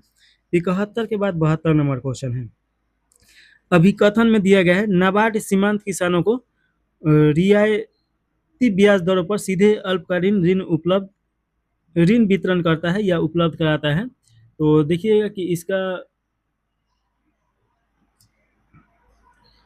ये सीधे तो नहीं कराता है। देखिए नाबार्ड किसानों या किसी भी अंतिम उधारकर्ता को सीधे ऋण वितरित नहीं करता है। ये आपका जैसे कि ग्रामीण बैंक जो भी रहता है या सहकारी बैंक, अन्य वित्तीय बैंक, वाणिज्य बैंक भी हो सकता है, उसको ये मतलब कि पैसा देता है और वहां से किसानों को रियायती ब्याज दरों पर ऋण उपलब्ध कराया जाता है या सब्सिडी दिया जाता है। तो ये तो गलत हो गया। नाबार्ड संपूर्ण ग्रामीण ऋण प्रणाली के समन्वयन और पुनः वित्त के लिए शीर्ष नियामक निकाय के रूप में कार्य करता है। एकदम सही है। ये ग्रामीण ऋण प्रणाली के समन्वयन और पुनः वित्त के निर्माण में ये शीर्ष इसका नियामक निकाय है। तो ये आपका राइट आंसर हो जाएगा। ए गलत है, आर सही है, तो ऑप्शन नंबर आपका डी सही हो जाएगा। 73 नंबर क्वेश्चन देखिए, इसमें पूछा जा रहा है बजट 2026-27 के अनुसार राज्य की कुल राजस्व प्राप्ति का कितना प्रतिशत केंद्र सरकार से आने का अनुमान है। तो देखिए कि बिहार के राज्य की कुल राजस्व प्राप्ति का केंद्र से कितना परसेंट आएगा। इसका राइट आंसर आपका हो जाएगा 74% के आसपास में आएगा। तो ऑप्शन नंबर आपका डी सही हो जाएगा। बिहार बजट 2026-27 में किस क्षेत्र को सर्वाधिक बजटीय आवंटन प्राप्त हुआ है। तो देखिए कि सबसे ज़्यादा बजट शिक्षा पे आवंटित किया गया है बिहार में। तो ऑप्शन नंबर आपका बी सही हो जाएगा। और कितना बजट इसमें आवंटित किया गया है, तो 68,216 करोड़ रुपए, ये आप याद रखिएगा। 75 नंबर क्वेश्चन है, आर्थिक सर्वेक्षण 2025-26 में रेखांकित प्रथम अग्रिम अनुमानों के अनुसार वित्त वर्ष 2026 के लिए भारत की अनुमानित वास्तविक जीडीपी वृद्धि दर क्या है? तो वास्तविक जीडीपी वृद्धि दर अगर देखा जाए तो 7.4% के आसपास रहेगा। तो ऑप्शन नंबर आपका डी सही हो जाएगा। अगला क्वेश्चन है 75 के बाद 76 नंबर क्वेश्चन। इसमें पूछा जा रहा है, सकल मूल्य वर्धित के संबंध में निम्नलिखित में से कौन सा निम्नलिखित कथनों पर विचार कीजिए और कौन सा सही है ये बताना है। पहला में दिया गया है, यदि पूंजीगत परिसंपत्तियों के मूल्य ह्रास को घटाने के बाद उत्पादन के कुल मूल्य को दर्शाता है, ये आपका गलत हो जाएगा। देखिए कि सकल मूल्य वर्धित परिसंपत्तियों के मूल्य ह्रास को घटाने से पहले उत्पादन के कुल मूल्य का प्रतिनिधित्व करता है और शुद्ध माप में मूल्य ह्रास को अगर घटाया जाता है, न कि सकल माप में। तो ये आप याद रखिएगा। तो ये आपका गलत है। दूसरा का देखिए, इसकी गणना उत्पादन के मूल्य से मध्यवर्ती उपभोग को घटाकर की जाती है, ये आपका एकदम सही है। यह उत्पादन प्रक्रिया के दौरान उपयोग की गई पूंजी को शामिल करते हुए पूर्ण उत्पादन क्षमता को दर्शाता है, ये भी सही है। तो ऑप्शन नंबर आपका ए सही हो जाएगा, 2 और 3 सही है। इसके बाद देखिएगा अगला क्वेश्चन 77 नंबर क्वेश्चन है, निम्नलिखित कथनों पर विचार करना है और उपयुक्त कथन में से किस प्रकार के बाजारों का वर्णन किया जा रहा है ये बताना है। तो ये 3 कंडीशन दिया गया है, उसके बाद चुनना है कि ये किस प्रकार के बाजार के बारे में बात किया जा रहा है। पहला में दिया गया है कि सरकार और नियमों द्वारा जारी किए गए ऋण साधन जिन पर निश्चित ब्याज रिटर्न मिलता है, और दीर्घकालीन वित्तीय प्रतिभूतियां जो पूर्व निर्धारित ब्याज आय प्रदान करता है। इक्विटी साधन जो लाभांश और मतदान अधिकारों के साथ कंपनी में स्वामित्व का प्रतिनिधित्व करते हैं। तो देखिए कि तीनों ये जो कंडीशन है ये आपका पूंजी बाजार से संबंधित है। तो ऑप्शन नंबर आपका डी सही हो जाएगा। 77 के बाद 78 नंबर क्वेश्चन में देखिएगा, इसमें पूछा जा रहा है, निम्नलिखित में से कौन सा रंगराजन समिति का उद्देश्य नहीं था? तो इसमें आपका कौन सा रंगराजन समिति का उद्देश्य नहीं था? तो देखिएगा कि एनएसएसओ और राष्ट्रीय लेखा डेटा के बीच विचलन की जांच करना इसका उद्देश्य नहीं था, बाकी ये तीनों उद्देश्य था।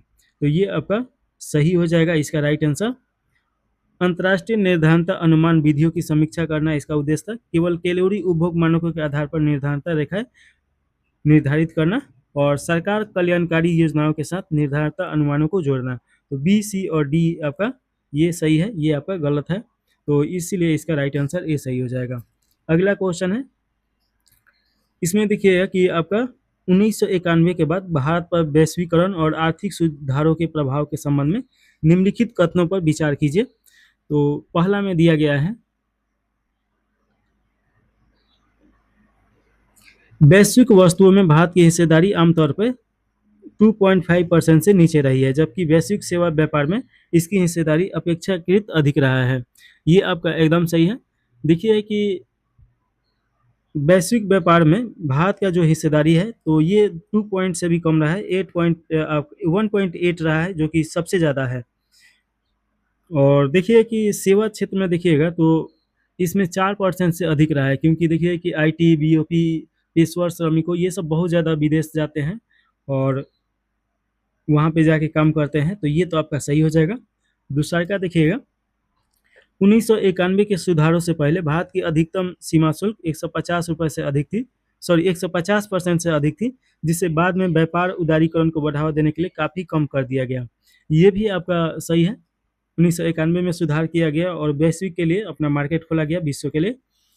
अप्रैल 2000 से भारत में विनिर्माण क्षेत्रों को सर्वाधिक संचयी प्रत्यक्ष विदेशी निवेश प्राप्त हुआ है, ये आपका गलत हो जाएगा। देखिए कि उद्योग और आंतरिक व्यापार संवर्धन विभाग के आंकड़े अगर देखा जाए तो लगातार ये दिखाता है कि सेवा क्षेत्र और कंप्यूटर, सॉफ्टवेयर, हार्डवेयर, आईटी, बीमा ये सब एफडीआई आकर्षित करने में निर्विवाद रूप से सबसे आगे है। तो ये आपका गलत हो जाएगा, विनिर्माण क्षेत्र नहीं होगा। आर्थिक सुधार के बावजूद 1990 से 2000 के बीच जीडीपी में भारत के विनिर्माण क्षेत्र की हिस्सेदारी काफ़ी हद तक स्थिर बनी रही, ये आपका सही है। तो देखिए कि 1, 2 और 4, 1, 2 और 4 ऑप्शन नंबर बी आपका सही हो जाएगा। अगला क्वेश्चन है, इसमें पूछा जा रहा है कि बेसल बेसल एक या बेसल प्रथम समझौते के संदर्भ में निम्नलिखित कथनों पर विचार कीजिए और सही कथन का चुनाव करना है। पहला में दिया गया है कि यह 1988 में जारी किया गया था और वित्तीय संस्थानों को पूंजी पर्याप्त पर केंद्रित था। ये आपका एकदम सही है। चलिए दूसरा का ऑप्शन देखिएगा कि ये वित्तीय संस्थाओं की परिसंपत्तियों को 3 अलग-अलग जोखिम श्रेणी में वर्गीकृत करता है। ये आपका गलत हो जाएगा।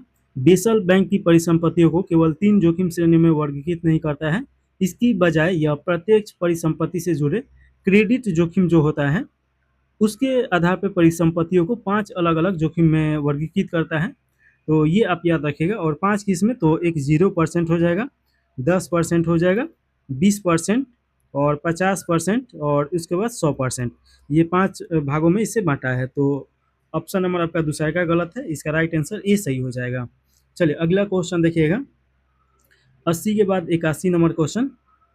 इसमें पूछा जा रहा है राष्ट्रीय परियोज्य आय शुद्ध राष्ट्रीय परियोज्य आय की गणना निम्नलिखित में से कौन से घटक शामिल हैं। तो इसमें देखिएगा कि आपका शुद्ध राष्ट्रीय आय हो जाएगा, विदेश से प्राप्त आय और संपत्ति पे शुद्ध कर, ये भी हो जाएगा। विदेश से प्राप्त शुद्ध सामाजिक योगदान और लाभ, ये भी हो जाएगा। अचल पूंजी उपयोग, अचल पूंजी उपभोग, ये आपका नहीं होगा।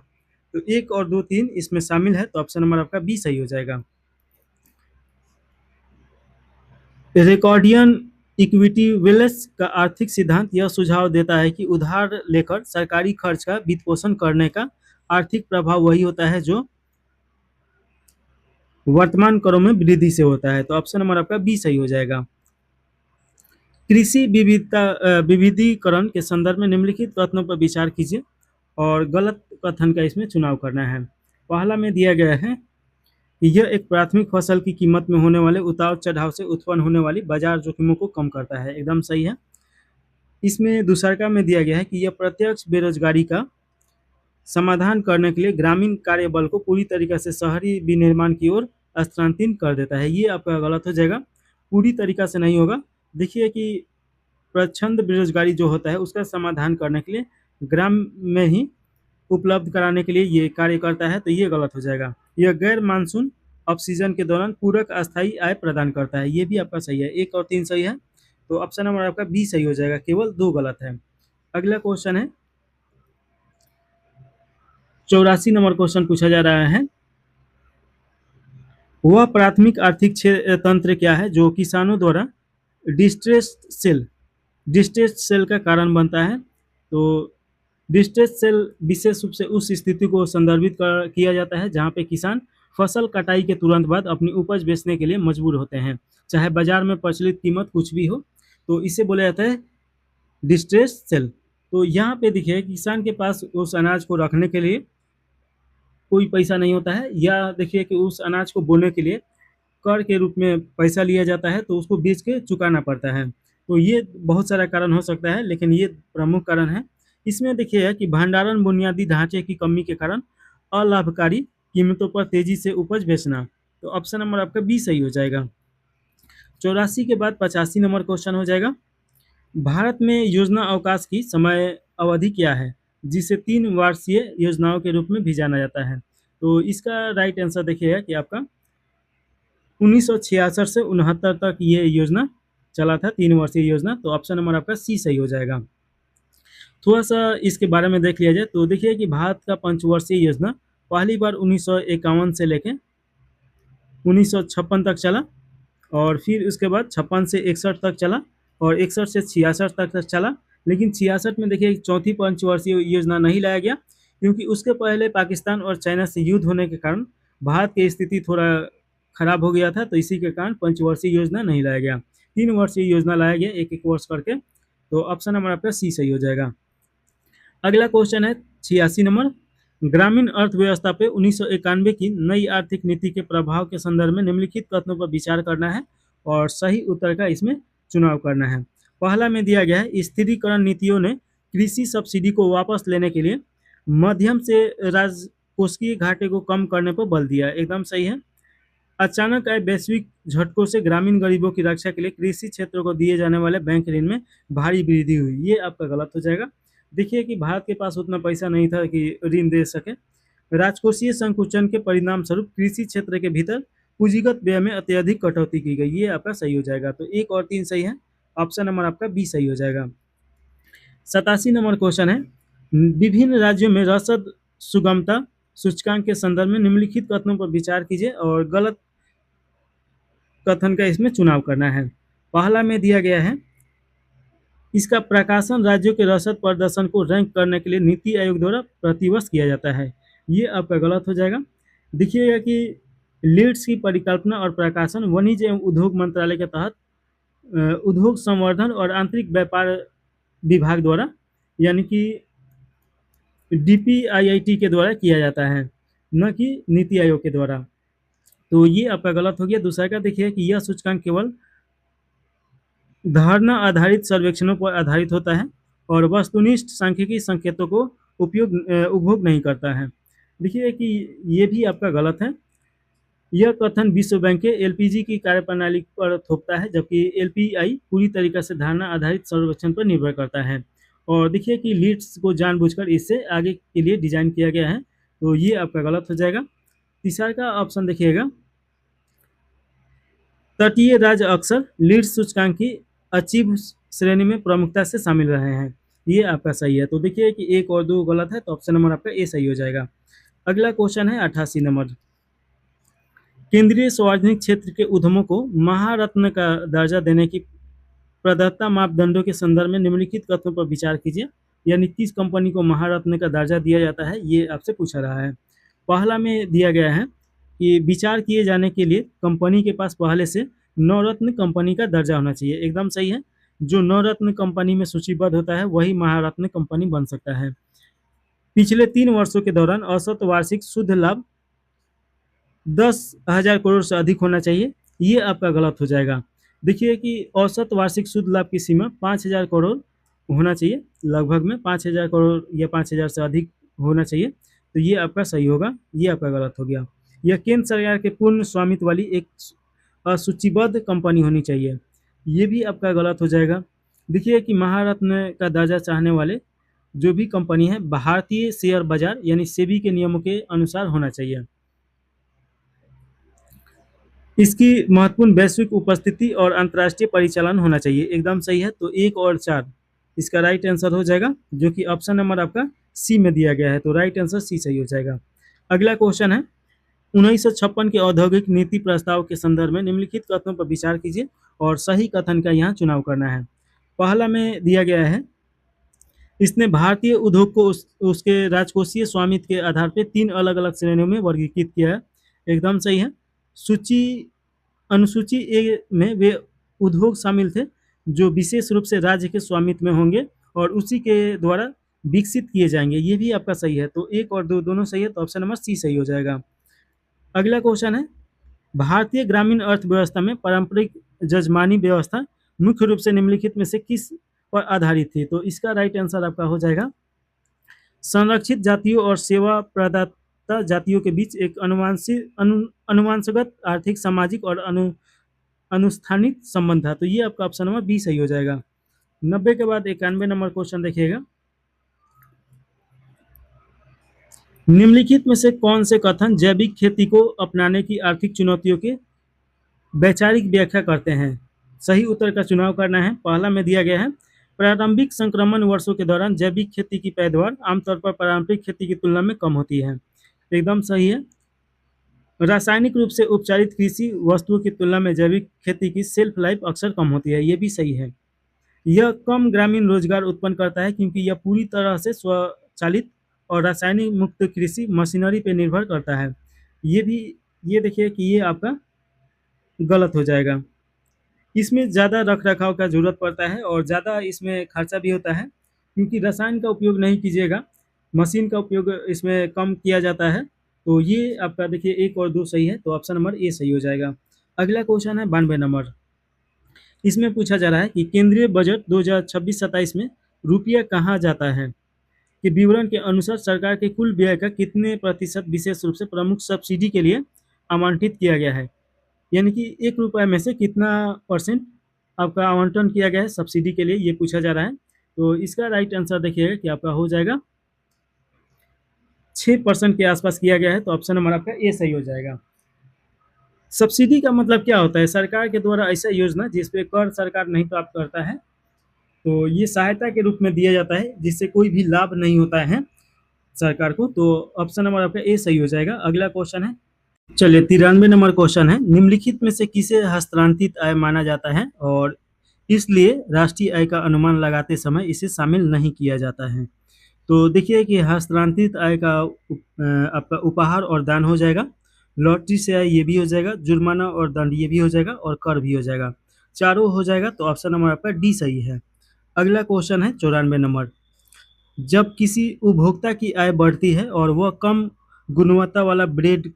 कम और उच्च गुणवत्ता वाले ब्रेड अधिक खरीदता है, तो यह स्थिति किस प्रकार के वस्तु को दर्शाता है? तो इसका राइट आंसर आपका हो जाएगा निम्न स्तरीय वस्तुओं को दर्शाता है, तो ऑप्शन नंबर आपका सी सही हो जाएगा। देखिएगा कि कम गुणवत्ता वाला अगर ब्रेड कोई खरीद रहा है, तो इसका मतलब क्या है कि वो उसका जो मतलब कि पैसा है उसके पास कम है और वो गरीबी रेखा के आसपास में है, तो ऑप्शन नंबर आपका सी सही हो जाएगा। अगला क्वेश्चन है 95 नंबर, इसमें पूछा जा रहा है, प्राथमिक क्षेत्र के संबंध में निम्नलिखित कथनों पर विचार कीजिए और सही उत्तर का चुनाव करना है। पहला में दिया गया है कि जनगणना 2011 के अनुसार कार्यबल का लगभग 3/5 हिस्सा कृषि और संबंधित गतिविधियों पर निर्भर करता है। ये आपका एकदम सही है।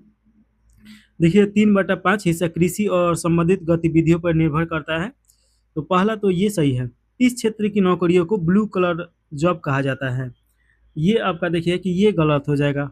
ब्लू कलर जॉब जो होता है ये आपका जो आईटी सेक्टर में कार्य करता है लोग उनको बोला जाता है, और इसे जो प्राथमिक क्षेत्र में काम करता है, प्राथमिक क्षेत्र में क्या आ जाएगा, वानिकी आ जाएगा, आपका मछली पालन आ जाएगा, डेयरी आ जाएगा, कृषि आ जाएगा। इसमें जो कार्य करता है लोग तो उसे रेड कलर बोला जाता है, तो ये याद रखेगा। और रेड कलर, और इसमें लगभग 55 से 60% व्यक्ति भारत के इसमें शामिल है लोग। चलिए अगला क्वेश्चन है 96 नंबर, प्रशांत चंद्र महालनोबिस के संबंध में निम्नलिखित कथनों पर विचार कीजिए और सही उत्तर का चुनाव करना है। पहला में दिया गया है कि उन्हें 1945 में रॉयल सोसाइटी के सदस्य के रूप में चुना गया था, एकदम सही है। उन्होंने कलकत्ता में भारतीय सांख्यिकी संस्था की स्थापना की और सांख्य नामक एक पत्रिका शुरू की है, ये भी आपका सही है, तो दोनों सही है, तो ऑप्शन नंबर सी सही हो जाएगा। महाबोलिस का जन्म 1893 में हुआ था, तो ये आप याद रखिएगा। चलिए अगला क्वेश्चन है 97 नंबर, इसमें पूछा जा रहा है कि भारत में पंचवर्षीय योजना के संबंध में निम्नलिखित कथनों पर विचार करना है और उपयुक्त कथनों में से निम्नलिखित में से किस योजना का सर्वोत्तम वर्णन करता है, यानी कि ये दोनों कंडीशन किस योजना से संबंधित है ये बताना है। पहला दिया गया है कि इस योजना का उद्देश्य भोजन, काम और उत्पादकता पर ध्यान केंद्रित करते हुए खाद्यान्न उत्पादन में तेजी लाना और रोजगार के अवसर को बढ़ाना और उत्पादन में वृद्धि करना था। दूसरा का में है, यह योजना अत्यधिक सफल रही जिसमें 5% से अधिक लाभ के मुकाबले लगभग 6% की वृद्धि हासिल की गई, जिससे अर्थव्यवस्था को हिंदू विकास दर से आगे बढ़ने में मदद मिली। तो ये आपका देखिए कि 7वीं पंचवर्षीय योजना के बारे में बात किया जा रहा है, ऑप्शन नंबर आपका डी सही हो जाएगा। और देखिए कि इसमें 80 के दशक की अर्थव्यवस्था बिंदु हिंदू विकास दर के संघर्ष से बाहर निकल पाई, तो ये आपको याद रखना है। चलिए अगला क्वेश्चन है आपका 98 नंबर क्वेश्चन, इसमें पूछा जा रहा है,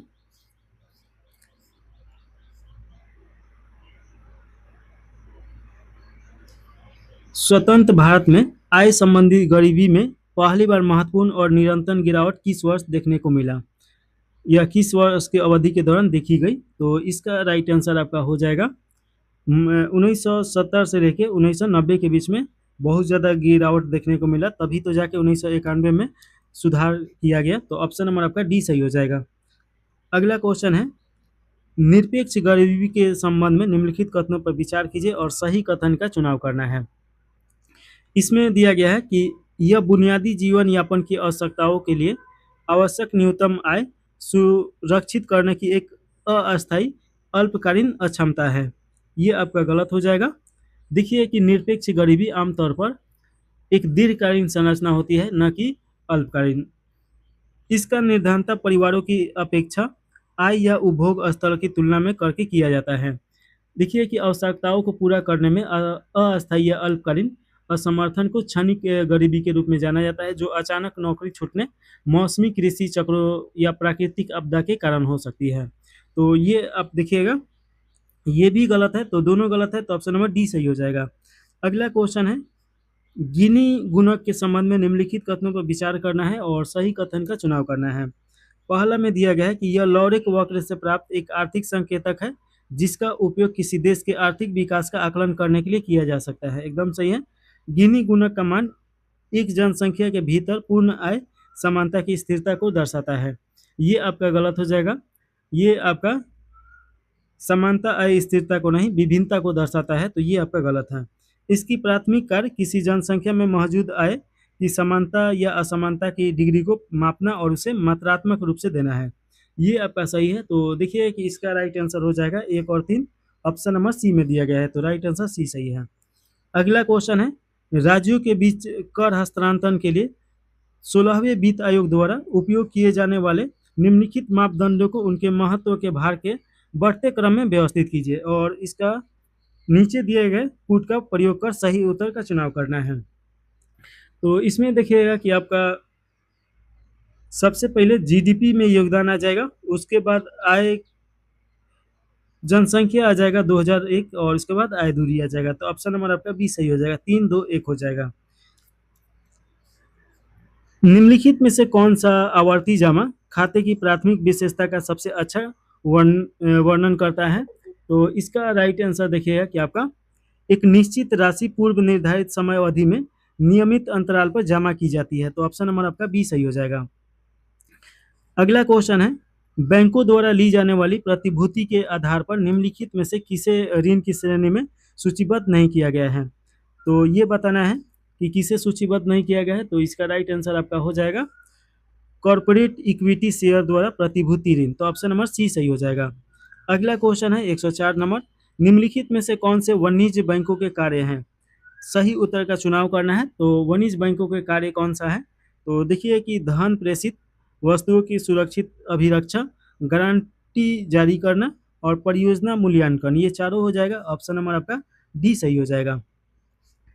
केंद्रीय बजट 2026-27 में रणनीतिक और सीमांत विनिर्माण को बढ़ावा देने के लिए घोषित प्रमुख पहलों में से निम्नलिखित में से किसे शामिल नहीं किया गया था? तो किसे शामिल नहीं किया गया था ये पूछा जा रहा है। तो इसका राइट आंसर देखिएगा कि आपका 50 नए मेगा टेक्सटाइल पार्कों की स्थापना करना, ये शामिल नहीं था। बाकी ये शामिल था सेमीकंडक्टर मिशन 2.0, रियर अर्थ अस्थायी चुंबक के लिए योजना और बायोफार्मा शक्ति। तो ऑप्शन नंबर आपका सी सही हो जाएगा। केंद्रीय बजट 2026-27 के अनुसार वित्तीय वर्ष 2026-27 के लिए अनुमानित राजस्व व्यय बजट अनुमान कितना है? तो इसका बजट अनुमान अगर देखा जाए तो इसका राइट आंसर आपका हो जाएगा 41.3 लाख करोड़ है। तो ऑप्शन नंबर आपका डी सही हो जाएगा। अगला क्वेश्चन देखिएगा, केंद्रीय बजट 2026-27 के अनुसार सार्वजनिक पूंजीगत व्यय वित्त वर्ष 2015 में निम्नलिखित में से किस स्तर से बढ़कर वित्त वर्ष 2027 में अनुमानित स्तर तक पहुंच गया है? तो इसका राइट आंसर आपका हो जाएगा 2 लाख करोड़ से 12.2 लाख करोड़ हो जाएगा। तो ऑप्शन नंबर आपका बी सही हो जाएगा। बिहार आर्थिक सर्वेक्षण 2025-26 के त्वरित अनुमानों के अनुसार वर्ष 2024-25 के स्थिर 2011-12 कीमतों पर बिहार के सकल राज्य घरेलू उत्पाद में वृद्धि दर क्या थी? तो वृद्धि दर क्या था ये बताना है। तो देखिए कि वृद्धि दर 8.6% था। तो ऑप्शन नंबर आपका बी सही हो जाएगा। अगला क्वेश्चन है, उपभोक्ता टिकाऊ वस्तुओं के संबंध में निम्नलिखित कथनों पर विचार कीजिए और गलत कथन का चुनाव करना है। पहला में दिया गया है, ये गैर नाश्वासर वस्तुएं हैं जिन्हें न्यूनतम 3 वर्षों के लिए जीवन काल के लिए डिजाइन किया गया है। ये आपका एकदम सही है। जैसे प्लास्टिक का वस्तु देखते हैं, कुर्सी टेबल ये सब जो होता है, और भी आपका जैसे मोबाइल वोबाइल ये सब होता है, तो ये इसके अंतर्गत आ जाएगा। ये आमतौर पे गैर टिकाऊ वस्तुओं की तुलना में सस्ती होती है। ये आपका गलत हो जाएगा। गैर टिकाऊ वस्तुओं के तुलना में ये महंगा होगा जो टिकाऊ वस्तुएं होगा। तो देखिए कि आपका ऑप्शन नंबर बी सही हो जाएगा, केवल 2 गलत है। अगला क्वेश्चन है, अभिकथन में दिया गया है 2020-21 और 2024-25 के बीच महामारी के कारण स्थिर कीमतों पर बिहार के सकल राज्य मूल्य संवर्धन में द्वितीय क्षेत्र की हिस्सेदारी में भारी गिरावट देखी गई। तो देखिएगा कि ये आपका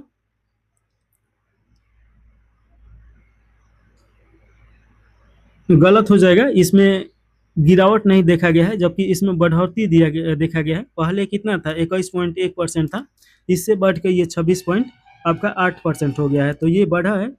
कारक देखिएगा, इस अवधि 2020-21 से 2024-25 के दौरान प्राथमिक क्षेत्र की हिस्सेदारी घटकर 18.3% रह गई और तृतीय क्षेत्र की हिस्सेदारी कम होकर 54.8 हो गई। ये आपका सही हो जाएगा। तो ऑप्शन नंबर देखिएगा कि आपका डी सही है। अगला क्वेश्चन है, अच्छा देखिए कि ये 54.8% है, ये 56 पॉइंट कुछ परसेंट था जो कि घटा है। अगला क्वेश्चन है 111 नंबर, इसमें पूछा जा रहा है बिहार में रोजगार और श्रम संकेतों के संबंध में निम्नलिखित कथनों पर विचार करना है और गलत कथन का चुनाव करना है। पहला में दिया गया है कि आवधिक श्रम बल सर्वेक्षण के अनुसार बिहार में पुरुष श्रमिकों की सबसे बड़ी श्रेणी अकस्मात श्रेणी की है। ये आपका गलत हो जाएगा। देखिए कि बिहार आर्थिक सर्वेक्षण के अनुसार बिहार में 28.5% पुरुष श्रमिक आकस्मिक श्रेणी के अंतर्गत आता है, लेकिन इससे ज़्यादा देखिए कि आपका जो है वो हो जाएगा। तो ऑप्शन नंबर आपका पहला गलत हो जाएगा। नियमित श्रेणी में देखिए कि इससे ज़्यादा है, आपका लगभग 60-65 से ज़्यादा हो जाएगा। 2024-25 में ग्रामीण स्वराज प्रशिक्षण संस्थाओं के तहत प्रशिक्षित लगभग 76.7% व्यक्तियों को रोजगार प्राप्त हुआ है। देखिए कि ये आपका डाटा सही बता रहा है। देखिए कि MGNRGG जॉब कार्ड धारकों में अनुसूचित जाति के परिवारों की हिस्सेदारी 2024-25 में घटकर 17.9% रह गई है। ये आपका देखिए कि गलत हो जाएगा। ये अनुसूचित जनजाति परिवारों के, इसमें देखिएगा कि आपका कितना हो गया है, तो 19 पॉइंट आपका 9% हो गया है, तो ये गलत है। तो 1 और 3 गलत है, तो ऑप्शन नंबर बी सही हो जाएगा। अगला क्वेश्चन है 112 नंबर, बिहार में बुनियादी ढांचे के विकास के संबंध में निम्नलिखित कथनों पर विचार कीजिए और गलत कथन का इसमें चुनाव करना है। पहला में दिया गया है कि बिहार में सड़क परिवहन ने 15 वर्षों में लगभग 34% की औसत वार्षिक वृद्धि दर्ज की है। ये आपका गलत हो जाएगा। 13.4% का ये वार्षिक वृद्धि दर्ज किया है। पटना में अर्बन वाटर मेट्रो प्रोजेक्ट को अनुमानित लागत लगभग 1500 करोड़ ये रखा गया है, तो ये आपका देखिए कि ये भी गलत है। 1500 करोड़ नहीं है, 908 करोड़ अनुमान लगाया गया है, तो ये गलत है, ये गलत है। हवाई क्षेत्र का GSWA 2011-12 से 2024-25 के दौरान 15 गुना बढ़कर 31 करोड़ रुपए से 453 करोड़ रुपए हो गया है। ये आपका सही है। तो 1 और 2 गलत है, तो ऑप्शन नंबर ए सही हो जाएगा। अगला क्वेश्चन है, निम्नलिखित में से किस पंचवर्षीय योजना ने सामाजिक न्याय और असमानता के साथ विकास पर ध्यान केंद्रित किया था? तो इसका राइट आंसर देखिएगा कि आपका 9वीं पंचवर्षीय योजना हो जाएगा, जो 1997 से लेके 2002 के बीच में ये लाया गया था। तो ऑप्शन नंबर डी सही है। नक्शे के गरीबी दुष्चक्र के सिद्धांत के अनुसार अल्प विकसित देशों में कम आय का प्राथमिक कारण क्या है? तो इसका प्राथमिक कारण है आपका निम्न उत्पादकता और निम्न बचत। तो ऑप्शन नंबर आपका सी सही हो जाएगा। भारत में गरीबी के आकलन के लिए निम्नलिखित में से किन उपायों का उपयोग किया जाता है? सही उत्तर का चुनाव करना है इसमें। तो देखिएगा कि आपका हेड काउंट रेशियो हो जाएगा, गरीबी अंतराल अनुपात हो जाएगा, अमर्त्य सेन का सूचकांक हो जाएगा, तीनों हो जाएगा। तो ऑप्शन नंबर आपका डी सही हो जाएगा। अगला क्वेश्चन है, आर्थिक सर्वेक्षण 2025-26 के अनुसार अप्रैल से दिसंबर 2025 के लिए औसत हेडलाइन CPI मुद्रास्फीति थी। तो कितना मुद्रास्फीति था? तो इसका राइट आंसर आपका देखिएगा कि आपका 1.7% हो जाएगा। तो ऑप्शन नंबर ए सही है। अगला क्वेश्चन है, आर्थिक सर्वेक्षण 2025-26 में रेखांकित रोजगार प्रवृत्तियों के संबंध में निम्नलिखित कथनों पर विचार कीजिए और इसमें सही उत्तर का चुनाव करना है। पहला में दिया गया है कि वित्त वर्ष 2024 में संगठित विनिर्माण क्षेत्रों के रोजगार में साल दर साल लगभग 6% की वृद्धि हुई है, जिसमें 10 लाख से अधिक नौकरियां जुड़ी है। ये आपका सही है। दूसरा का देखिए कि वित्त वर्ष 2026 की दूसरी तिमाही में कुल रोजगार लगभग 56.2 करोड़ था, जिसमें पहली तिमाही की तुलना में लगभग 8.7 लाख नौकरियां जुड़ी। ये भी सही है। ई श्रम पोर्टल पर 31 करोड़ से अधिक असंगठित श्रमिकों का पंजीकरण हो चुका है, जिसमें महिलाओं की हिस्सेदारी 54% है। ये भी आपका सही है। तीनों सही है, तो ऑप्शन नंबर आपका कौन सा हो जाएगा? तो ऑप्शन नंबर डी सही हो जाएगा। अगला क्वेश्चन देखिएगा। अभिकथन दिया गया है कि भारत में प्रत्यक्ष विदेशी निवेश यानी एफडीआई के लिए सेवा क्षेत्र सबसे प्रमुख गंतव्य बना हुआ है, जो वित्त वर्ष 2023-24 के दौरान एफडीआई का 80.2% के आसपास में था। तो ये आपका देखिएगा कि ये आपका सही है। 2005 और 2024 के बीच वैश्विक वाणिज्य सेवा निर्यात में भारत की हिस्सेदारी दोगुनी से अधिक बढ़ के 4.3% हो गई, जिससे प्रौद्योगिकी और व्यावसायिक सेवाओं के वैश्विक केंद्र के रूप में भारत की स्थिति और मजबूत हुई। ये भी आपका सही है, तो दोनों सही है। ऑप्शन नंबर आपका ए सही हो जाएगा। इसका सही से डिस्कशन भी कर रहा है। अगला क्वेश्चन है, इसमें पूछा जा रहा है कि केंद्रीय बजट 2026-27 के अनुसार बजट अनुमान 2026-27 के लिए सकल घरेलू उत्पाद के प्रतिशत के रूप में अनुमानित राजकोषीय घाटा लक्ष्य क्या है? इसका राइट आंसर आपका हो जाएगा 4.3% हो जाएगा। तो ऑप्शन नंबर आपका बी सही है। अगला क्वेश्चन है, भारत में सब्सिडी और सार्वजनिक व्यय के संदर्भ में निम्नलिखित कथनों पर विचार कीजिए और सही कथन का इसमें उपयोग करना है। तो पहला में देखिएगा, सब्सिडी आमतौर पर भारत के सार्वजनिक व्यय का 5% कम से कम होती है। ये आपका गलत हो जाएगा। देखिए कि ये 7 से 10% का हिस्सेदारी रखता है, तो ये आप याद रखेगा। सब्सिडी बाजार की विफलताओं को ठीक कर सकती है और कमजोर आबादी को सहायता प्रदान कर सकती है। ये आपका सही है। अलक्षित सब्सिडी उत्पादक सार्वजनिक निवेश के लिए उपलब्ध धन को कम कर सकती है। ये भी सही है। तो 2 और 3 सही है, तो ऑप्शन नंबर आपका सी सही हो जाएगा। अगला क्वेश्चन है, 1990 के दशक के शुरुआती आर्थिक सुधारों के दौरान प्राथमिक क्षेत्र के रोजगार में अचानक हुई वृद्धि वैचारिक रूप से क्या दर्शाती है? तो इसका राइट आंसर आपका हो जाएगा गैर कृषि रोजगार के अवसरों की कमी के कारण बढ़ती आंशिक बेरोजगारी। ऑप्शन नंबर आपका सी सही हो जाएगा। अगला क्वेश्चन है 122 नंबर, पूंजी से जोखिम भारित परिसंपत्ति अनुपात के संदर्भ में निम्नलिखित कथनों पर विचार कीजिए और सही कथन का ये चुनाव करना है। पहला में दिया गया है, इसमें बैंकों को अपनी परिसंपत्तियों के जोखिम समायोजित मूल्यों के आधार पर एक निश्चित प्रतिशत पे पूंजी बनाए रखने की आवश्यकता होती है। एकदम सही है। यह सुनिश्चित करने में मदद करता है कि बैंक जमाकर्ताओं की रक्षा कर सके और स्थिरता बनाए रख सके। ये भी सही है। तो 1 और 2 सही है, तो ऑप्शन नंबर आपका सी सही हो जाएगा।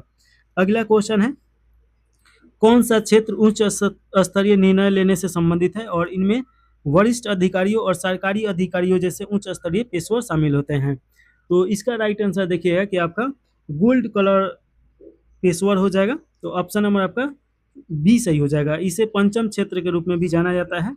अगला क्वेश्चन है, निम्नलिखित योजनाओं और उनके निर्माण के वर्ष के युग्मों पर विचार करना है और सही सुमेलित इसमें कौन सा है ये बताना है।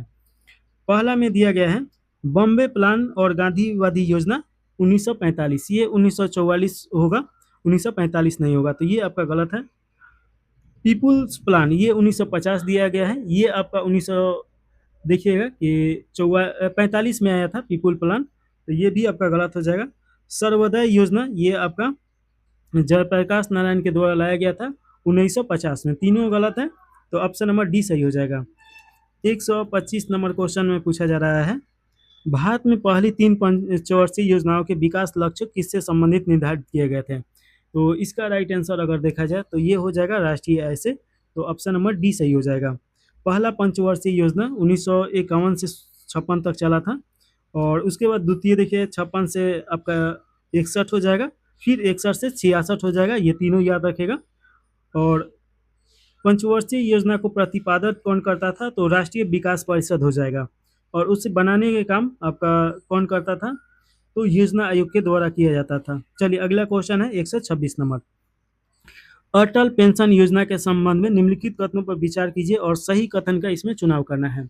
पहला में दिया गया है, इस योजना के तहत बाहर निकलने और पेंशन शुरू होने के आयु की 60 वर्ष है, ये आपका सही है।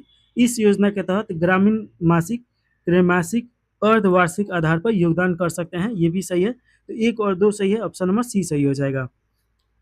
अगला क्वेश्चन है, निम्नलिखित में से कौन सा कथन ऋण इक्विटी अनुपात को सही ढंग से परिभाषित करता है?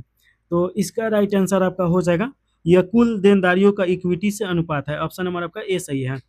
अगला क्वेश्चन है 128 नंबर, इसमें पूछा जा रहा है, प्रमुख औद्योगिक समितियों और उनके प्रमुख सिफारिशों के निम्नलिखित युग्मों पर विचार कीजिए और कौन सा सही सुमेलित है ये बताना है। पहला में दिया गया है कार्बे समिति, ये रोजगार के लिए ग्रामीण और लघु उद्योग को बढ़ावा देने पर बल दिया, एकदम सही है। हजारी समिति, औद्योगिक लाइसेंसी प्रणाली की समीक्षा और उसमें आमूल चूक परिवर्तन की सिफारिश, ये भी सही है। आबिद हुसैन समिति, व्यापार नीतियों और लघु क्षेत्र के लिए सुधारों की सिफारिश, ये भी आपका सही है। तो 1, 2 और 3 सही है, तो ऑप्शन नंबर आपका सी सही हो जाएगा।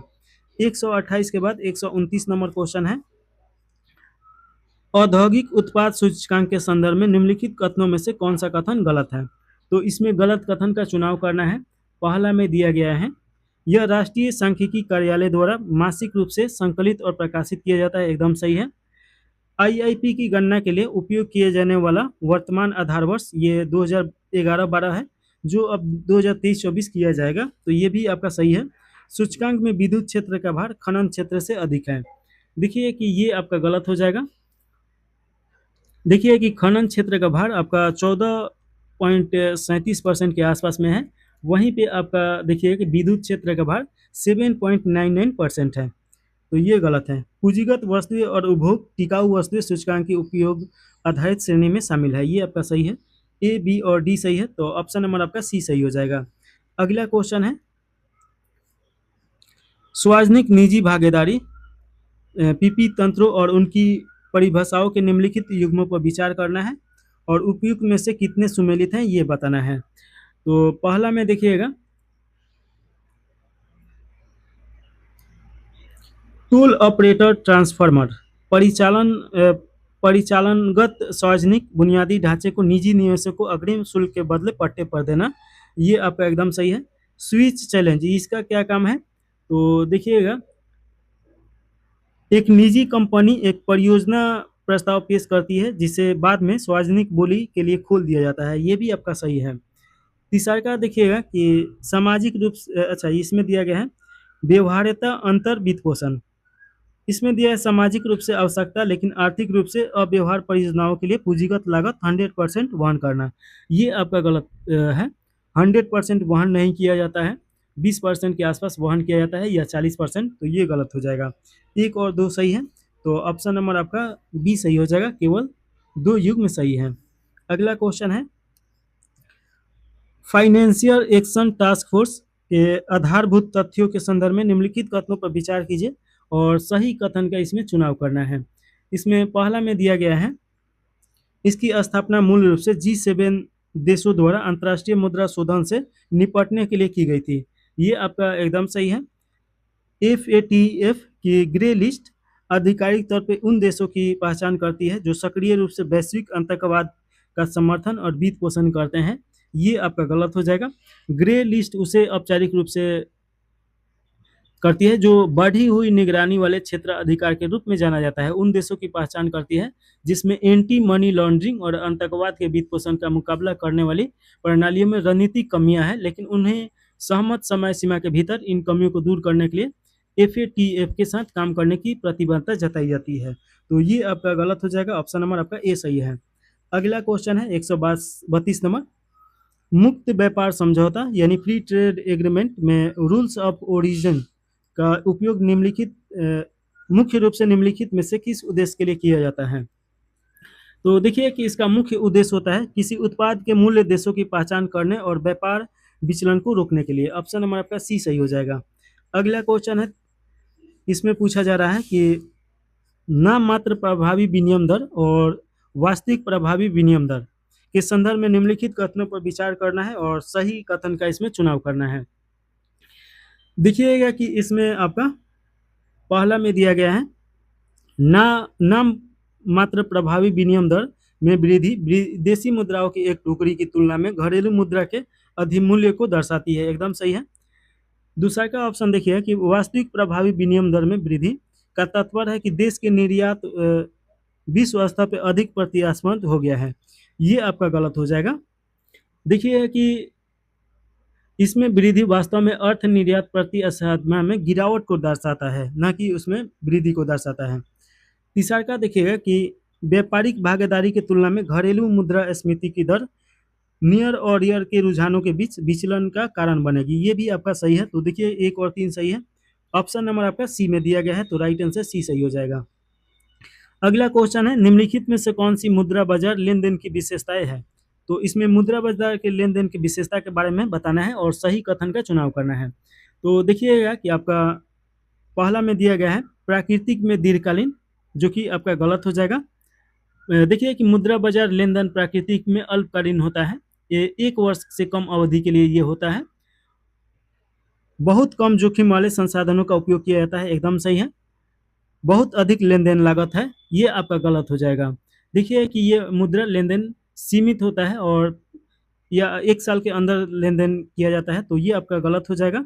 बहुत अधिक मात्रा, ये आपका सही है कि बहुत अधिक मात्रा में होता है। तो 1 और 4 सही है, तो ऑप्शन नंबर आपका अच्छा 1 और 4 नहीं, 1 तो गलत है, 2 और 4 सही है, तो ऑप्शन नंबर आपका बी सही हो जाएगा। चलिए अगला क्वेश्चन है, ट्रेजरी बिल के संबंध में निम्नलिखित कथनों पर विचार कीजिए और सही कथन का इसमें उपयोग करना है। पहला में दिया गया है, इन्हें इनके अंकित मूल्य पर छूट के साथ जारी किया जाता है और परिपक्वता पर अंकित मूल्य पर ही भुगतान किया जाता है। ये आपका एकदम सही है। देखिए कि ट्रेजरी बिल भारत सरकार के अल्पकालीन ऋण लेने के साधन है। इन्हें इनके अंकित मूल्य पर छूट के साथ जारी किया जाता है। यानी कि जैसे 100 रुपया लिया जाएगा तो उसी समय 101 रुपया या 102 रुपया चुका दिया जाएगा और बाद में जितना मतलब कि 101 रुपया तय किया गया है तो 101 रुपया ही दिया जाएगा। तो इसी समय इसका प्रभाव देखने को मिलता है, मुनाफा। तो ये आपका सही हो जाएगा। इन अल्पकालीन साधनों में निवेश विशेष रूप से केवल वाणिज्य बैंक और प्राथमिक डीलरों तक ही सीमित है। ये आपका गलत हो जाएगा। ट्रेजरी बिल जो होता है ये निवेश देखिए कि आपका प्राथमिक और वाणिज्य बैंक तक ही सीमित नहीं होता है। इसमें कोई भी व्यक्ति, संस्था, इकाई इसमें निवेश कर सकता है। तो ये आपका देखिए कि ऑप्शन नंबर ए सही हो जाएगा। अगला क्वेश्चन है, दूरसंचार क्षेत्र में यूनिवर्सल सर्विस ऑब्लिगेशन फंड के संदर्भ में निम्नलिखित कथनों पर विचार कीजिए और सही कथन का इसमें चुनाव करना है। देखिए कि यूएसओएफ का वित्त पोषण दूरसंचार ऑपरेटरों के समायोजित सकल राजस्व पर लगाए गए यूनिवर्सल एक्सेल लेवी के माध्यम से किया जाता है, एकदम सही है। यूएसओएफ को भारत की संचित निधि से अलग एक स्वतंत्र अतिरिक्त बजटीय कोष के रूप में बनाए रखा जाता है। ये आपका गलत हो जाएगा। देखिए कि भारतीय दूरसंचार अधिनियम 2003 के माध्यम से वैज्ञानिक आधार पर दर्ज मिलने के बाद ये आपका गैर व्यक्तिगत निधि के रूप में बनाए रखा जाता है। तो ये आपका गलत है। यूएसओएफ को वैधानिक दर्जा प्रदान करने के लिए भारतीय दूरसंचार अधिनियम में संशोधित किया गया था। ये आपका सही है। तो 1 और 3 सही है, तो ऑप्शन नंबर सी सही हो जाएगा। अगला क्वेश्चन देखिएगा, राष्ट्रीय निवेश और अवसंरचना कोष के संदर्भ में निम्नलिखित कथनों पर विचार कीजिए और सही कथन का उपयोग कीजिए। पहला में दिया गया है, भारत सरकार का निफ्ट में अनिवार्य रूप से 51% की बहुमूल्य इक्विटी हिस्सेदारी होती है। देखिए कि ये 49% होता है, 51% नहीं होता है, तो ये तो गलत है। निफ्ट भारतीय वित्तीय विनियमों के तहत वैकल्पिक निवेश कोष के रूप में सेबी में पंजीकृत है। ये आपका एकदम सही है। निफ्ट मास्टर फंड मुख्य रूप से निर्माण पूर्ण चरण में ग्रीनफील्ड बुनियादी ढांचा परियोजनाओं में निवेश करता है। ये देखिए कि ये आपका गलत हो जाएगा, ऐसा कुछ नहीं है। ये आपका इक्विटी फंड और राष्ट्रीय रणनीतिक पैमाने में ग्रीनफील्ड परियोजनाओं से जोड़ता है, तो ये आपका गलत हो जाएगा। तो देखिए कि इसमें राइट आंसर बी सही है। अगला क्वेश्चन है 138 नंबर, कौन सा वैधानिक विनियम निकाय भारत में इंफ्रास्ट्रक्चर इन्वेस्टमेंट ट्रस्ट का संचालन और पंजीकरण करता है? तो इसका राइट आंसर आपका हो जाएगा सेबी के द्वारा ये देख रेख किया जाता है। तो ऑप्शन नंबर आपका सी सही हो जाएगा। अगला क्वेश्चन है 139 नंबर क्वेश्चन। इसमें पूछा जा रहा है, निम्नलिखित में से कौन सा विकल्प उदार मौद्रिक नीति का सबसे अच्छा वर्णन करता है? तो देखिए कि मुद्रा और ऋण आपूर्ति में वृद्धि, ये आपका सबसे वर्णन अच्छा कर रहा है। तो ऑप्शन नंबर ए सही हो जाएगा। अगला क्वेश्चन है, निम्नलिखित में से कौन मौद्रिक नीति के मात्रात्मक उपकरण है और सही उत्तर का इसमें चुनाव करना है। तो मात्रात्मक उपकरण में देखिए कि नगद आरक्षित अनुपात यानी कि CRR और वित्तीय स्थिरता ये आपका गलत हो जाएगा। तरलता समायोजन सुविधा ये भी आपका हो जाएगा। सीमांत अस्थायी सुविधा ये भी है। तो 1, 3, 4 हो जाएगा। ऑप्शन नंबर आपका बी सही है। अगला क्वेश्चन है टेलर नियम के संबंध में निम्नलिखित में से कौन सा कथन सही है। तो इसमें सही कथन का चुनाव करना है। तो देखिएगा कि आपका वास्तविक मुद्रास्फीति का लक्ष्य दरों से विचलन और वास्तविक उत्पाद का संभावित उत्पादन से विचलन है। तो ऑप्शन नंबर सी सही हो जाएगा। 141 के बाद 142 नंबर क्वेश्चन में पूछा जा रहा है निम्नलिखित में से कौन सा भारतीय रिजर्व बैंक के सही कार्य हैं। तो भारतीय रिजर्व बैंक का सही कार्य पूछ रहा है। तो देखिए कि भारतीय रिजर्व बैंक का स्थापना कब हुआ था। तो इसका स्थापना हुआ था 1934 के अधिनियम के तहत 1935 में हुआ था और भारतीय रिजर्व बैंक को 1949 में राष्ट्रीयकृत किया गया। तो ये भी आप याद रखेगा। चलिए अब ऑप्शन देखा जाए। विदेशी मुद्रा का प्रबंधन एकदम सही है। भुगतान और निपटारा प्रणाली में जनता का विश्वास बनाए रखना ये भी सही है। यह भारत में वाणिज्य बैंकों का समय समय पर निश्चिरण और ऑडिट करता है ये भी सही है। RBI ने हमेशा बैंकिंग उद्योग के कर्मचारियों को आवश्यक प्रशिक्षण प्रदान करने का प्रयास किया है ये भी सही है। चारों सही है। तो ऑप्शन नंबर आपका डी सही हो जाएगा। अगला क्वेश्चन है बिहार के सकल राज्य घरेलू उत्पाद की वृद्धि के संबंध में निम्नलिखित कथनों पर विचार कीजिए और सही कथन का चुनाव करना है। तो देखिए कि पहला में दिया गया है 2024-25 में बिहार ने स्थिर 2011-12 कीमतों पर 8.6% की वृद्धि दर्ज की जो भारत की 6.5% की GDP वृद्धि दर से अधिक था एकदम सही है। दूसरा का देखिए कि मौद्रिक कीमतों पर 2024-25 में बिहार का GSDP 13.1% बढ़कर लगभग कितना हो गया है 5,31,372 करोड़ हो गए हैं। ये देखिए कि ये आपका गलत हो जाएगा। ये आपका कितना हो गया है तो 9,91,997 करोड़ हो गया। तो ये आपका गलत हो जाएगा। पिछले 3 वर्षों के दौरान बिहार की आर्थिक वृद्धि वर्तमान स्थिति दोनों ही कीमतों पर भारत की GDP वृद्धि से अधिक रही है। तो देखिए कि 1 और 3 सही है। तो ऑप्शन नंबर आपका बी सही हो जाएगा। अगला क्वेश्चन है 144 नंबर मुद्रा गुणकों के संबंध में निम्नलिखित कथनों पर विचार कीजिए और सही उत्तर का चुनाव करना है। पहला में दिया गया है यह मुद्रा आपूर्ति उस अधिकतम राशि को दर्शाता है जिसे बैंक जारी की गई हाई पावर्टी मनी की प्रत्येक इकाई के लिए उत्पन्न कर सकते हैं। ये आपका एकदम सही है। नगद प्रधान अर्थव्यवस्था में आमतौर पर अत्यधिक डिजिटल अर्थव्यवस्था की तुलना में उच्च मुद्रा गुणक देखा जाता है। उच्च मुद्रा गुणक नहीं देखा जाता है, निम्न मुद्रा गुणक देखा जाता है। तो ये गलत है। तो ऑप्शन नंबर आपका ए सही हो जाएगा। केवल एक सही है। अगला क्वेश्चन है इसमें पूछा जा रहा है अंतर्राष्ट्रीय मुद्रा कोष के संदर्भ में निम्नलिखित कथनों पर विचार कीजिए और सही उत्तर का चुनाव करना है। तो इसमें देखिएगा कि IMF का और विश्व बैंक दोनों की परिकल्पना कब किया गया था। तो 1944 में इसका स्थापना किया गया था। तो ये आप याद रखिएगा।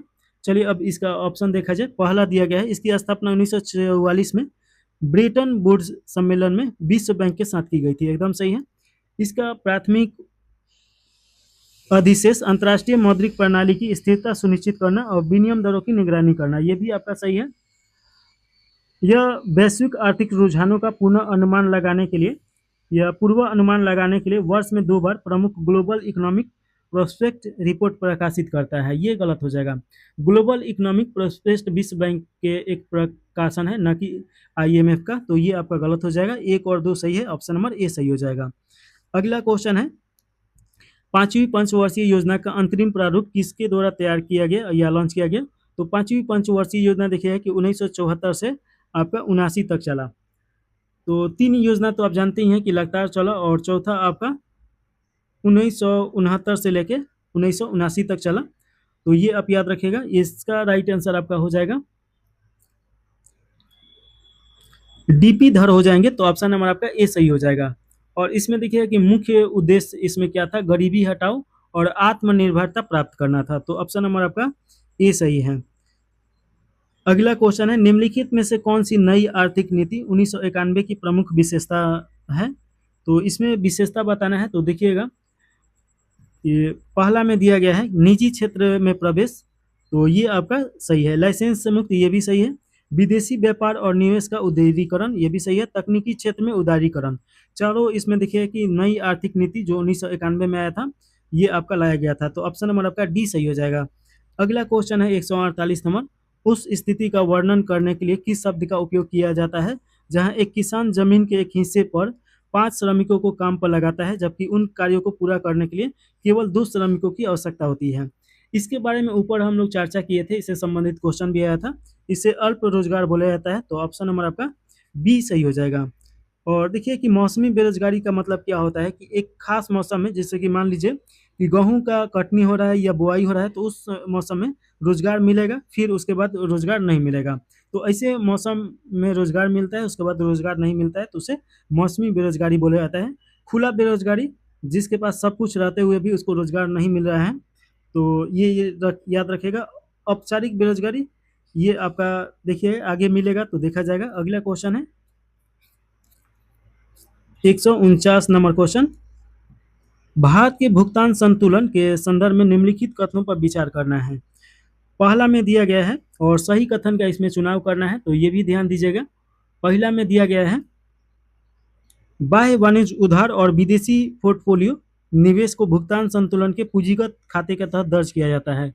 ये आपका एकदम सही है। दूसरा का देखिए कि भारत वर्तमान में पूर्ण पूंजीगत खाता परिवर्तनीयता और आंशिक चालू खाता परिवर्तनीयता के तहत कार्य करता है। ये आपका गलत हो जाएगा।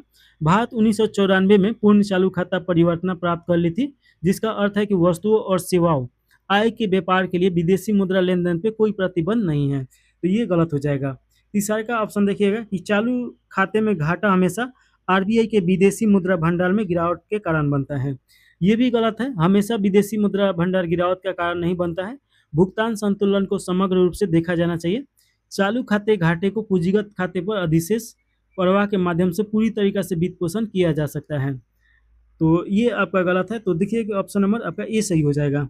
अगला क्वेश्चन है, इसमें पूछा जा रहा है कि आर्थिक सर्वेक्षण 2025-26 के अनुसार व्यापक आयात और प्रतिस्थापन के स्थान पर लाया गया त्रिस्तरीय ढांचा अंततः किस ओर बढ़ने का लक्ष्य रखता है।